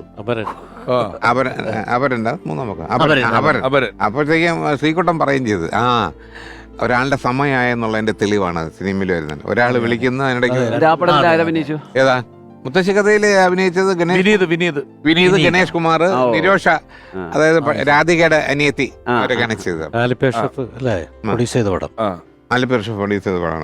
അദ്ദേഹം 1 മുതൽ 0 വരെ എന്ന് പറയുന്ന സിനിമയുടെ സഹസംവിധായകനായിരുന്നു. അസിസ്റ്റന്റ് ഡയറക്ടറായിട്ട് അതിൽ വർക്ക് ചെയ്തെന്ന് പറഞ്ഞു. അപ്പോൾ അസിസ്റ്റന്റ് ഡയറക്ടറായിട്ട് വരുന്ന ആളുകൾക്ക് എപ്പോഴും പടം ചെയ്യുക എന്നുള്ളതാണ് ബഹുഭൂരിപക്ഷം ആളുകളുടെയും ആഗ്രഹം. പക്ഷെ ദിലീപേട്ടനൊക്കെ പറഞ്ഞിട്ടുണ്ട് അസിസ്റ്റന്റ് ഡയറക്ടറായിട്ട് പോയതേ അഭിനയിക്കാൻ വേണ്ടിയിട്ടാണെന്ന്. അപ്പോൾ ഈ സൈനൊക്കെ അങ്ങനെ പോകുമ്പോൾ നിങ്ങളോട് പറഞ്ഞിട്ടുണ്ടോ അഭിനയമാണോ ഡയറക്ഷനാണോ ഒരു പ്രധാന ഉദ്ദേശം എന്നുള്ളത്? അഭിനയമാണ്. ഈ പറഞ്ഞ പോലെ അഭിനയം കിട്ടാൻ വേണ്ടി അവൻ അസിസ്റ്റന്റ് ഡയറക്ടർ ആയതാ. രാജീവ് കുമാർ ഉള്ളത് കൊണ്ട് ഒരു എൻട്രി കിട്ടിയതാ. രാജീവ് കുമാർ ഞങ്ങളുടെ കാലത്ത് ഉള്ള ഒരു മിമിക്ക, മിമിക്സ് ട്രൂപ്പ് ഉണ്ടല്ലോ, സൂപ്പർ മിമിക്സ് ട്രൂപ്പ് ഉണ്ടായിരുന്നു. അദ്ദേഹം നമ്മുടെ കാറ്റേ എന്നുള്ള പാട്ട് പാടിയ അവരൊരു ടീമാണ് തിരുവനന്തപുരം കേന്ദ്രീകരിച്ച്. ഇതൊരു പ്രത്യേകത എന്ന് വെച്ചാല് പുള്ളിക്ക് ഒരു ട്രൂപ്പ് ഉണ്ട് അവിടെ. ആ സമയത്താണ് കലാഭവൻ തുടങ്ങുന്നത് മിമിക്സ് പീരീഡ്. അപ്പോൾ പുള്ളി മറ്റാരും ചെയ്യാത്തൊരു കാര്യം ചെയ്തത്, നമ്മുടെ ട്രൂപ്പിന്റെ ഒരു പ്രോഗ്രാം പുള്ളിയുടെ നാട്ടിൽ തിരുവനന്തപുരത്ത് ബുക്ക് ചെയ്ത് പുള്ളി നടത്തി. കലാഭവന്റെ പ്രോഗ്രാം അവിടെ സെനറ്റ് ഹാളിൽ ബുക്ക് ചെയ്ത് നടത്തി. രാജീവ് കുമാർ ആരും ചെയ്യില്ല അങ്ങനെ. അപ്പം ഞാൻ MG റോഡിൽ കൂടെ പോയപ്പോൾ ഞാൻ പറഞ്ഞു നമ്മുടെ ഒരു പുതിയ ട്രൂപ്പ് തുടങ്ങുന്നുണ്ട്. പുള്ളി പത്മ ജംഗ്ഷൻ്റെ അവിടെ നിൽക്കുക, സൈക്കിളിലാണ് ഞാൻ പോകുന്നത്. അപ്പോൾ പറഞ്ഞു ഏതാ ട്രൂപ്പ്? ഞാൻ പറഞ്ഞു പോസ്റ്റർ കണ്ടില്ല ഇവിടെയൊക്കെ. പറഞ്ഞില്ല കണ്ടില്ല. ഞാൻ പറഞ്ഞു ഞാൻ കാണിച്ചു തരാം. അങ്ങനെ എൻ്റെ സൈക്കിളിൻ്റെ ഫ്രണ്ടിലോട്ട് കയറി ഞാൻ സൈക്കിൾ ചവിട്ടി ഷേണാസിൻ്റെ അടുത്ത് എത്തിയപ്പം ഞാൻ പറഞ്ഞു ഇവിടെ എവിടെ ഉണ്ടായിരുന്നു, ഞാൻ തന്നെ തലേദിവസം വന്ന് ഒട്ടിക്കുന്നതൊക്കെ ചേട്ടനാണ് നടത്തുന്നത്. അപ്പോൾ കാണിച്ചു കൊടുത്തു, ഞാൻ ഈ പരിപാടി ബുക്ക് ചെയ്തിരിക്കും. അപ്പോൾ ഞാൻ പറഞ്ഞു ഇതെങ്ങനെ ബുക്ക് ചെയ്യണം, നമുക്കൊരു ട്രൂപ്പുണ്ട്, പുള്ളിക്കൊരു ട്രൂപ്പുണ്ട്, ആകെ 2 ട്രൂപ്പേ ഉള്ളൂ ഇവിടെ. പക്ഷെ പുള്ളി ആ വാക്ക് പാലിച്ചു. ഒരു 2 മാസം കഴിഞ്ഞപ്പം ആ പരിപാടി നമുക്ക് ഭയങ്കര ഇൻസ്പിറേഷൻ ആയിരുന്നു രാജീവ് കുമാർ. ഇൻസ്പയർ ചെയ്യും. സെനറ്റ് ഹാളില്, നിസ്സാര ഓഡിറ്റോറിയത്തിലല്ല, സെനറ്റ് ഹാളില് ഏറ്റവും നല്ല ഗംഭീരമായിട്ട് മിമിക്സ് പീരീഡ് പുള്ളി നടത്തി. ഭയങ്കര പരിപാടി. പുള്ളിക്ക് ഒരു ഭയങ്കര സാറ്റിസ്ഫാക്ഷൻ ആയിരുന്നു. അതിൽ നിന്നുള്ള പരിചയത്തിൽ നിന്നാണ് സൈനിക്കാനെ ഈ പറഞ്ഞ 1 മുതൽ 0 വരെ അസിസ്റ്റന്റ് ഡയറക്ടറായിട്ട് കൊണ്ടുവന്നത്. പക്ഷെ അദ്ദേഹത്തിന് അങ്ങനെ ഡയറക്ഷൻ പരിപാടികളിലോട്ടുള്ള ആഗ്രഹങ്ങളല്ല. അൻസാർക്ക് മാത്രമേ അന്ന് ആ കൂട്ടത്തില് ഈ പരിപാടി അഭിനയമാണ്. അഭിനയമായിരുന്നു എനിക്ക്. ഞാൻ പോക്കോയിൽ അഭിനയിച്ചിട്ടാണ് സിനിമയിൽ ആദ്യമായിട്ട് വരുന്നത്. പിന്നെ പതുക്കെ ഞാൻ കോളേജ് പഠിക്കുമ്പോൾ മാഗസീനിലും ലൈബ്രറി, മൗലാന ആസാദ് ലൈബ്രറി നമ്മുടെ ലൈബ്രറി ഉണ്ടായിരുന്നു കൊച്ചിയിൽ, കൈയെഴുത്ത് മാസികയും അതിലൊക്കെ എഴുതുകയും അങ്ങനെ എഴുത്ത് താല്പര്യം ഉണ്ടായിരുന്നു എനിക്ക്. അങ്ങനെ ക്രമേണ ഈ മ്യൂസിക് പരേഡ് എന്നുള്ള കഥ ആദ്യമായിട്ട് എഴുതുന്നത്. ഞാൻ ഈ അൻസാർ കഥ എഴുതിയപ്പോഴേ നമ്മുടെ ഡയറക്ടർ സിദ്ദീഖിൻ്റെ അടുത്ത് പോയിട്ട് പറഞ്ഞു, ഞാൻ അൻസാർ കഥ എഴുതണ്ടടാന്ന് പറഞ്ഞു. സിദ്ദീഖ് അല്ലെങ്കിൽ അവനൊരു കഥയില്ലാത്തവനാണ്. പിന്നെ നമ്മൾ ഈ ഓഡിയോ കാസറ്റ് ഒക്കെ ചെയ്യുമ്പോൾ അന്ന് ഒരാൾക്ക് കിട്ടുന്ന എമൗണ്ട് എന്ന് പറഞ്ഞാൽ 500 രൂപ. അന്നൊക്കെ പ്രോഗ്രാമിന് കിട്ടുന്ന 100 രൂപയാണ്. അപ്പോൾ 500 രൂപ എന്ന് പറഞ്ഞാൽ വലിയൊരു എമൗണ്ടാണ്. അങ്ങനെ ആ സമയത്ത് 500-600 ഒക്കെ കിട്ടിക്കൊണ്ടിരുന്നത്. അപ്പോൾ കാസറ്റിന് ഭയങ്കര സെയിലാണ്. അപ്പോൾ ഈ വി ഡി രാജപ്പൻ്റെ ഓഡിയോ കാസറ്റ് എന്ന് പറഞ്ഞാൽ 20,000 രൂപ 25,000 രൂപയാണ് ഒരു കാസറ്റിന് ചാർജ് ചെയ്യുന്നത്. സാംബശിവൻ്റെ ഒക്കെ ഭയങ്കര റേറ്റാണ്. അവരത്രയും ചാർജ് ചെയ്യുന്നുണ്ടായിരുന്നു. ഈ സമയത്താണ് സിദ്ദിഖും ലാലും സൈനുദ്ദീനും കൂടെ ഒരു ഓഡിയോ കാസറ്റ് ചെയ്ത് കഴിഞ്ഞിട്ട് അവസാനം അതിൻ്റെ മാസ്റ്ററും കൊണ്ട് പോവുക ഒരു പ്രശസ്തനായ ഒരു ഓഡിയോ കാസറ്റ് പ്രൊഡ്യൂസറിൻ്റെ അടുത്ത്. സൈനുദ്ദീൻ പറഞ്ഞു റേറ്റൊക്കെ ഞാൻ പറഞ്ഞോളാം, നിങ്ങൾ മിണ്ടരുതെന്ന് പറഞ്ഞു. അപ്പോൾ ഇവർ 1000 രൂപ പ്രതീക്ഷിച്ചു. കാരണം 500ൻ്റെ ലെവലിലാണല്ലോ നിൽക്കുന്നത്. പുള്ളി പറഞ്ഞു 20,000 രൂപ എന്ന് പറഞ്ഞു. 20,000 രൂപ മാസ്റ്ററിന് സൈനുദ്ദീൻ പറഞ്ഞു. അപ്പോൾ ഉടനെ 20,000 രൂപ. പിന്നെ നിങ്ങളിപ്പോൾ 25,000 ഒക്കെ കൊടുത്ത് എടുക്കണല്ലേ, നമ്മുടെയും കാസറ്റ് അതുപോലെ പോണല്ലേ എന്ന് പറഞ്ഞു. ഇപ്പൊ മിമിക്രി എന്ന് പറയുന്നത് ആ സമയത്ത് വന്നിട്ട് ഇപ്പം അന്ന് എന്തിനാ ഇപ്പൊ 40-44 കൊല്ലം കഴിഞ്ഞിട്ട് ഇതൊരു കലയാണെന്ന് അംഗീകരിക്കാനോ എത്ര പാടുപെട്ടിട്ടാണ് നമ്മളിപ്പോ കേരള സംഗീത നാടക അക്കാദമി ഇത് കലയായിട്ട് അംഗീകരിച്ചിട്ടുള്ള പരിപാടി തുടങ്ങിയത്. അത് മാത്രമല്ല ഒരു നല്ല അസോസിയേഷൻ തുടങ്ങി. അതെ, സംഘടന തുടങ്ങി. അതാണ്, അതൊക്കെ നന്നായില്ലേ. അതെ, അസോസിയേഷൻ അതിന്റെ പ്രവർത്തനങ്ങളൊക്കെ ചെയ്താലും ഇതിനൊരു നല്ല ആർട്ട് ഫോം ആയിട്ട് അംഗീകരിച്ച് പുറത്തേക്ക് വരിക എന്നൊക്കെ പിന്നെ ഗാനമേള നാടകം എന്നൊക്കെ പറയുന്ന പോലെ മ്യൂസിക് പരേഡ് എന്നൊരു പരിപാടി ഒരു ശാഖയായി മാറിയല്ലോ. രാജേട്ടാ, അപ്പോൾ ഒരുപാട് സിനിമകളിൽ നിങ്ങൾ ഒന്നിച്ച് ചെയ്തിട്ടുണ്ട്. യാദൃശ്യമായിട്ട് വന്ന മുഖസാദൃശ്യം സൈനികയുമായിട്ട് ചേർന്നിട്ടാണ് ഇപ്പൊ പറഞ്ഞതുപോലെ ഇപ്പൊ ഇവിടെ കാണിക്കുന്ന ഒരു ഫോട്ടോയിൽ പോലും ഈ സയാമി സെക്ടറുകളിൽ നിങ്ങളെ ഒരു ഓട്ടോറിക്ഷ കയറ്റാൻ പാടുപെടുകയാണ്. ഇപ്പൊ നമ്മൾ ആ ഫോട്ടോ കാണുമ്പോഴാണ് ഇങ്ങനെ ഓട്ടോറിക്ഷ കയറുക എന്ന് പറയുന്നത് എളുപ്പമല്ല എന്നുള്ളൊരു കാര്യം നമുക്ക് മനസ്സിലാകുന്നത്, കയറ്റുന്നതായിട്ട് അല്ലേ? അതെ അതെ. അപ്പൊ അത്രയും ദിവസം ഒന്നിച്ച് അഭിനയിച്ച ഓർമ്മകൾ, നേരത്തെ നമ്മൾ ആരംഭത്തിൽ പറഞ്ഞതുപോലെ വളരെ ശ്രമകരമായിട്ടുള്ള ഒരുപാട് അധ്വാനിച്ച കായികാധ്വാനം വേണ്ടി വന്ന ഒരു സിനിമയായിരുന്നു. അതെ, അതിൽ ഒപ്പം അഭിനയിച്ച ആളാണ് സൈനിക. അദ്ദേഹത്തിന്റെ ഓർമ്മകൾ പങ്കുവെക്കുന്നതിനായിട്ട് ഞങ്ങളോടൊപ്പം കൂടിയതിന്, സമയം മാറ്റിവെച്ചതിനെല്ലാം ഒരുപാട് നന്ദി. Thank you very much. Thank you. പിന്നെ ഇവരൊക്കെ ആയിട്ട് ഞാൻ ഇങ്ങനെ ഒരു വേദി ആദ്യമായിട്ടാണ് ഇരിക്കുന്നത്. ഞങ്ങൾ തമ്മിൽ ഒന്നിച്ച് അഭിനയിച്ചിട്ടുണ്ട്. നമ്മൾ തമ്മിൽ ഏതോ ഒരു പടത്തിന് കോമ്പിനേഷൻ ഇല്ല, എന്തോ അങ്ങനെ വന്നിട്ടുണ്ടെന്ന് തോന്നുന്നു. പഞ്ചവർണ്ണ ഏതോ ഒരു പടം. എന്റെ പടത്തിന്റെ ലൊക്കേഷൻ ഇവൻ തന്നെയാണോ? അതെ അതെ. അങ്ങനെയല്ല, രമേശ് എനിക്ക് ഒരു ചാൻസ് തന്നു, ഒരു പടം അവർ അഭിനയിക്കാൻ തന്നു. അപ്പൊ ഞാൻ പറഞ്ഞു ഞാൻ അഭിനയിക്കണില്ല, എന്റെ വേഷം വേറെ ആൾക്ക് കൊടുക്കുന്ന പറഞ്ഞു. ഞാൻ അത് മാറ്റി കൊടുത്തു. അല്ലേ, ശരിയല്ലേ? ഇവൻ സിനിമയിൽ രക്ഷപ്പെടാൻ സാധ്യതയുണ്ട്. കാരണം അറിയോ, ആദ്യം അഭിനയിക്കുന്ന എന്റെ സിനിമയില വലത്തോട്ട് ഞാൻ അവരൊക്കെ അബദ്ധം മാത്രമേ ജീവിതത്തിൽ ചെയ്തിട്ടുള്ളൂ. Okay, anyway thank you. Thank you. Thank you.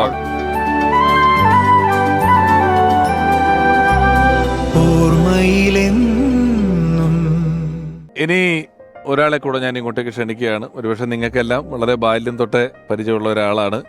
ഇപ്പോൾ അഭിനേതാവാണ്. നിരവധി പ്രോഗ്രാമുകളിൽ വന്ന് അദ്ദേഹത്തിൻ്റെ പ്രകടനങ്ങൾ കൊണ്ട് നമ്മളെ അത്ഭുതപ്പെടുത്തിയിട്ടുള്ള ഒരു കലാകാരനാണ്. നമ്മുടെ പ്രിയപ്പെട്ട സൈനുക്കയുടെ മകനാണ് സിനിൽ സൈനുദ്ദീൻ.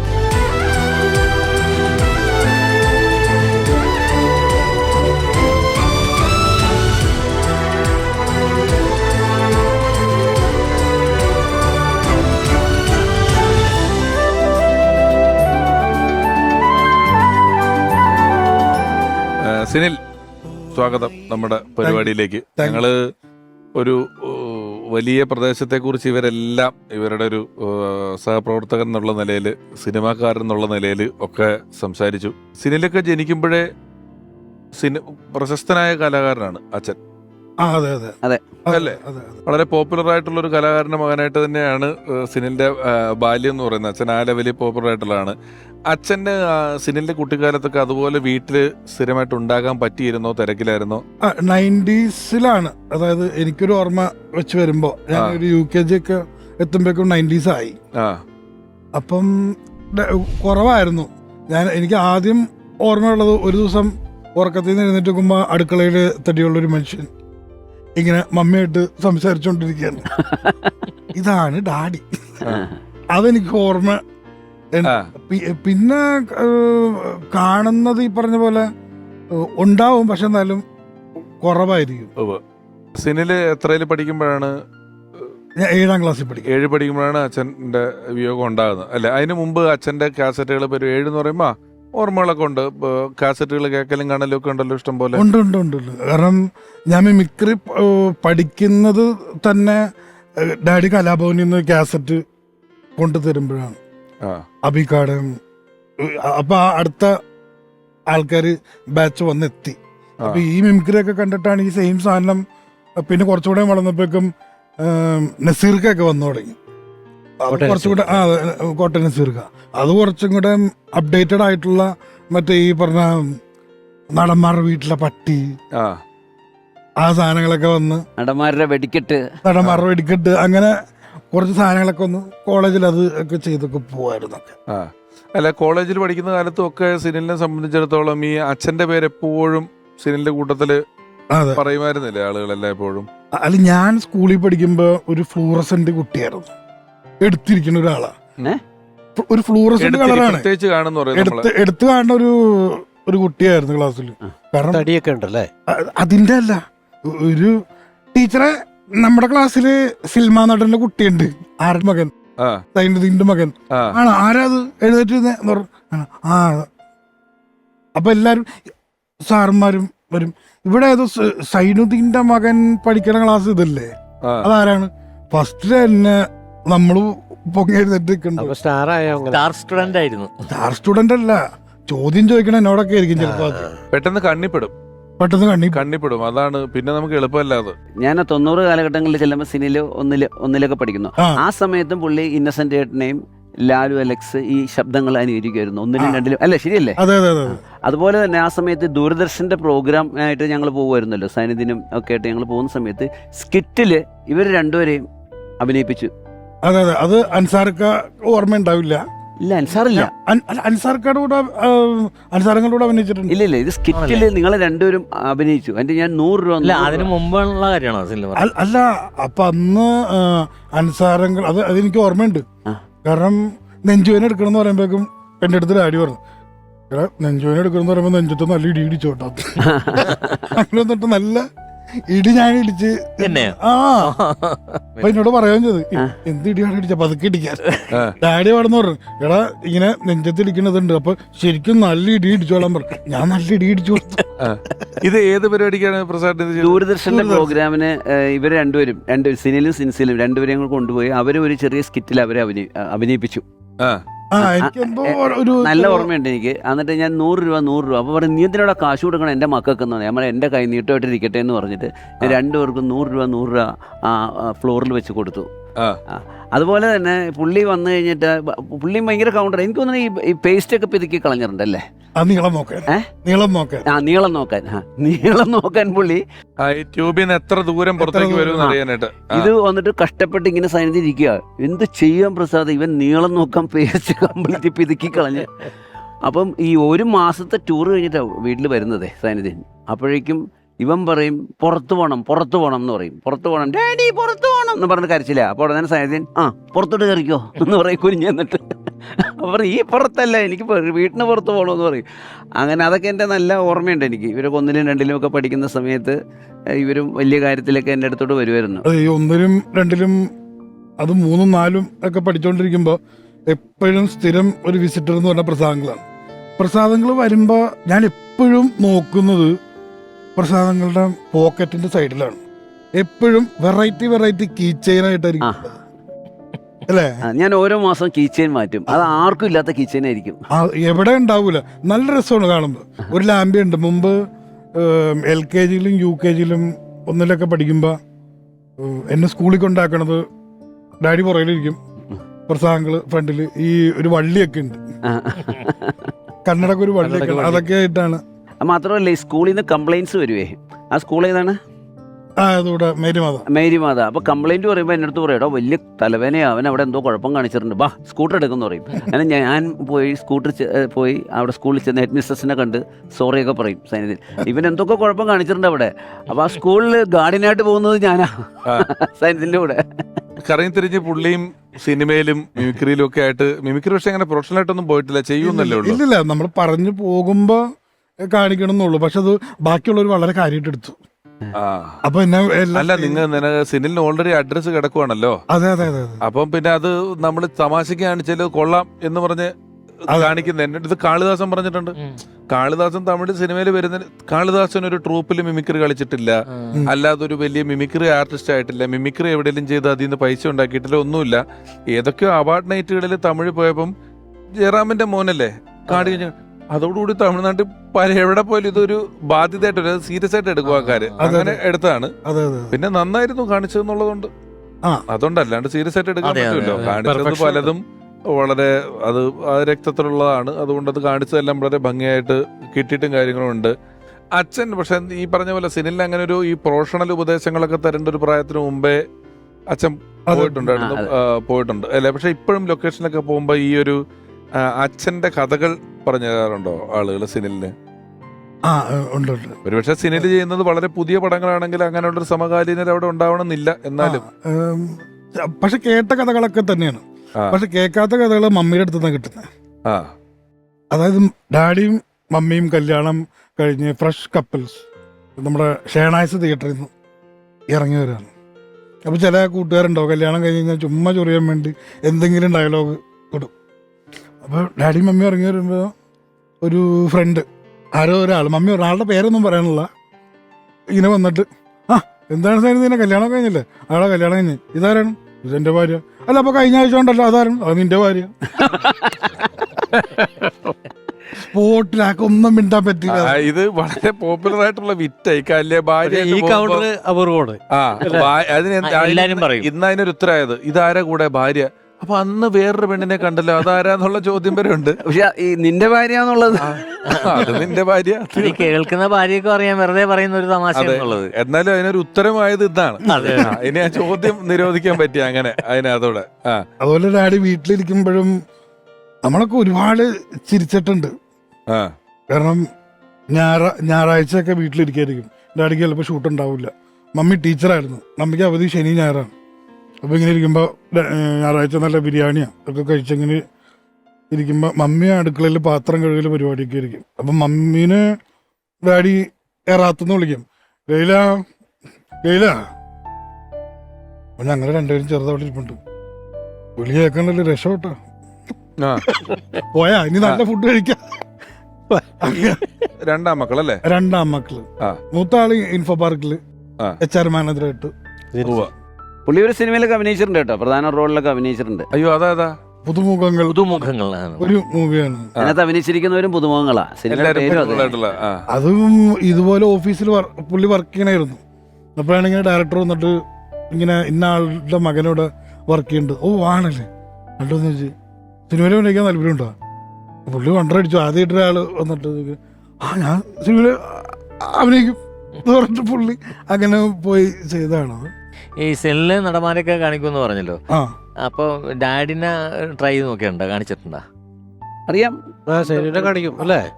അങ്ങനെ എനിക്കറിയില്ല, പക്ഷെ ഡയലോഗ് പറയുമ്പോൾ സൈനിധിന്റെ വോയിസ് വരാറുണ്ട്. ടോണും ട്രെൻഡും ഒക്കെ ഉണ്ട്. ഞാൻ സംസാരിക്കും രക്തത്തിലുള്ള അത് സ്വാഭാവികമാണല്ലോ. അതെ അതെ. അതിപ്പോ ഇപ്പൊ ഞാൻ ഒരാളെ നമ്മൾ പറയുമ്പോ അവരുടെ ഒരു ടോൺ കയറി വരും. ഇന്ന ആളിങ്ങനെ പറഞ്ഞു. നമ്മള് ഒരാളുടെ കഥ പറയുമ്പോൾ അയാളെ അനുകരിച്ച് പറഞ്ഞു ഫോർ എക്സാമ്പിൾ ഇപ്പൊ പറയുകയാണെങ്കിൽ മുമ്പ് അമ്മയുടെ മീറ്റിങ്ങിന് ബാബു നമ്പൂരി ഡാഡി എടുത്തിരിക്കുകയാണ്. അപ്പോൾ ഡാഡി എടുത്ത് ബാബു നമ്പൂരി സരിതീനെ കഴിഞ്ഞ 2 പടത്തിന് ചെക്ക് എനിക്ക് മാറി കിട്ടിയിട്ടില്ല. അപ്പൊ ആര് പറയണം, അതിന് ഈ സൗണ്ടിൽ പറഞ്ഞ ആര് കേൾക്കാനാണ്? ഈ സൗണ്ടിൽ പറഞ്ഞ ആര് കേൾക്കാനാണ്?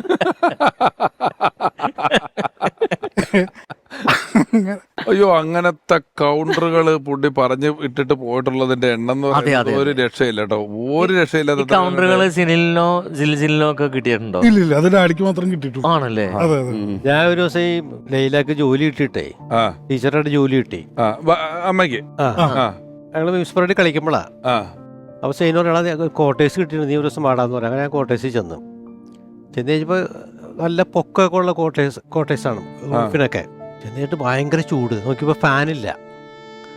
അപ്പോൾ സൈൻ്റെ അടുത്ത് പറയണ ഒരു ഫാൻ മേടിച്ചിട്ട് എന്തൊരു ചൂടാ, ഫാൻ മേടിക്കണം, അടുത്ത 2 പ്രോഗ്രാം കഴിയുമ്പോൾ ഫാൻ മേടിക്കണം. നല്ല ഫാൻ ഏതാട്ടാ? ഞാൻ പറഞ്ഞ ക്രോംപ്ടനാണ്. എൻ്റെ റൂമിലൊക്കെ 10-20 കൊല്ലമായിട്ട് ക്രോംപ്ടൺ നടക്കണം. ഇപ്പോഴും നല്ല ഒരനക്കമില്ല.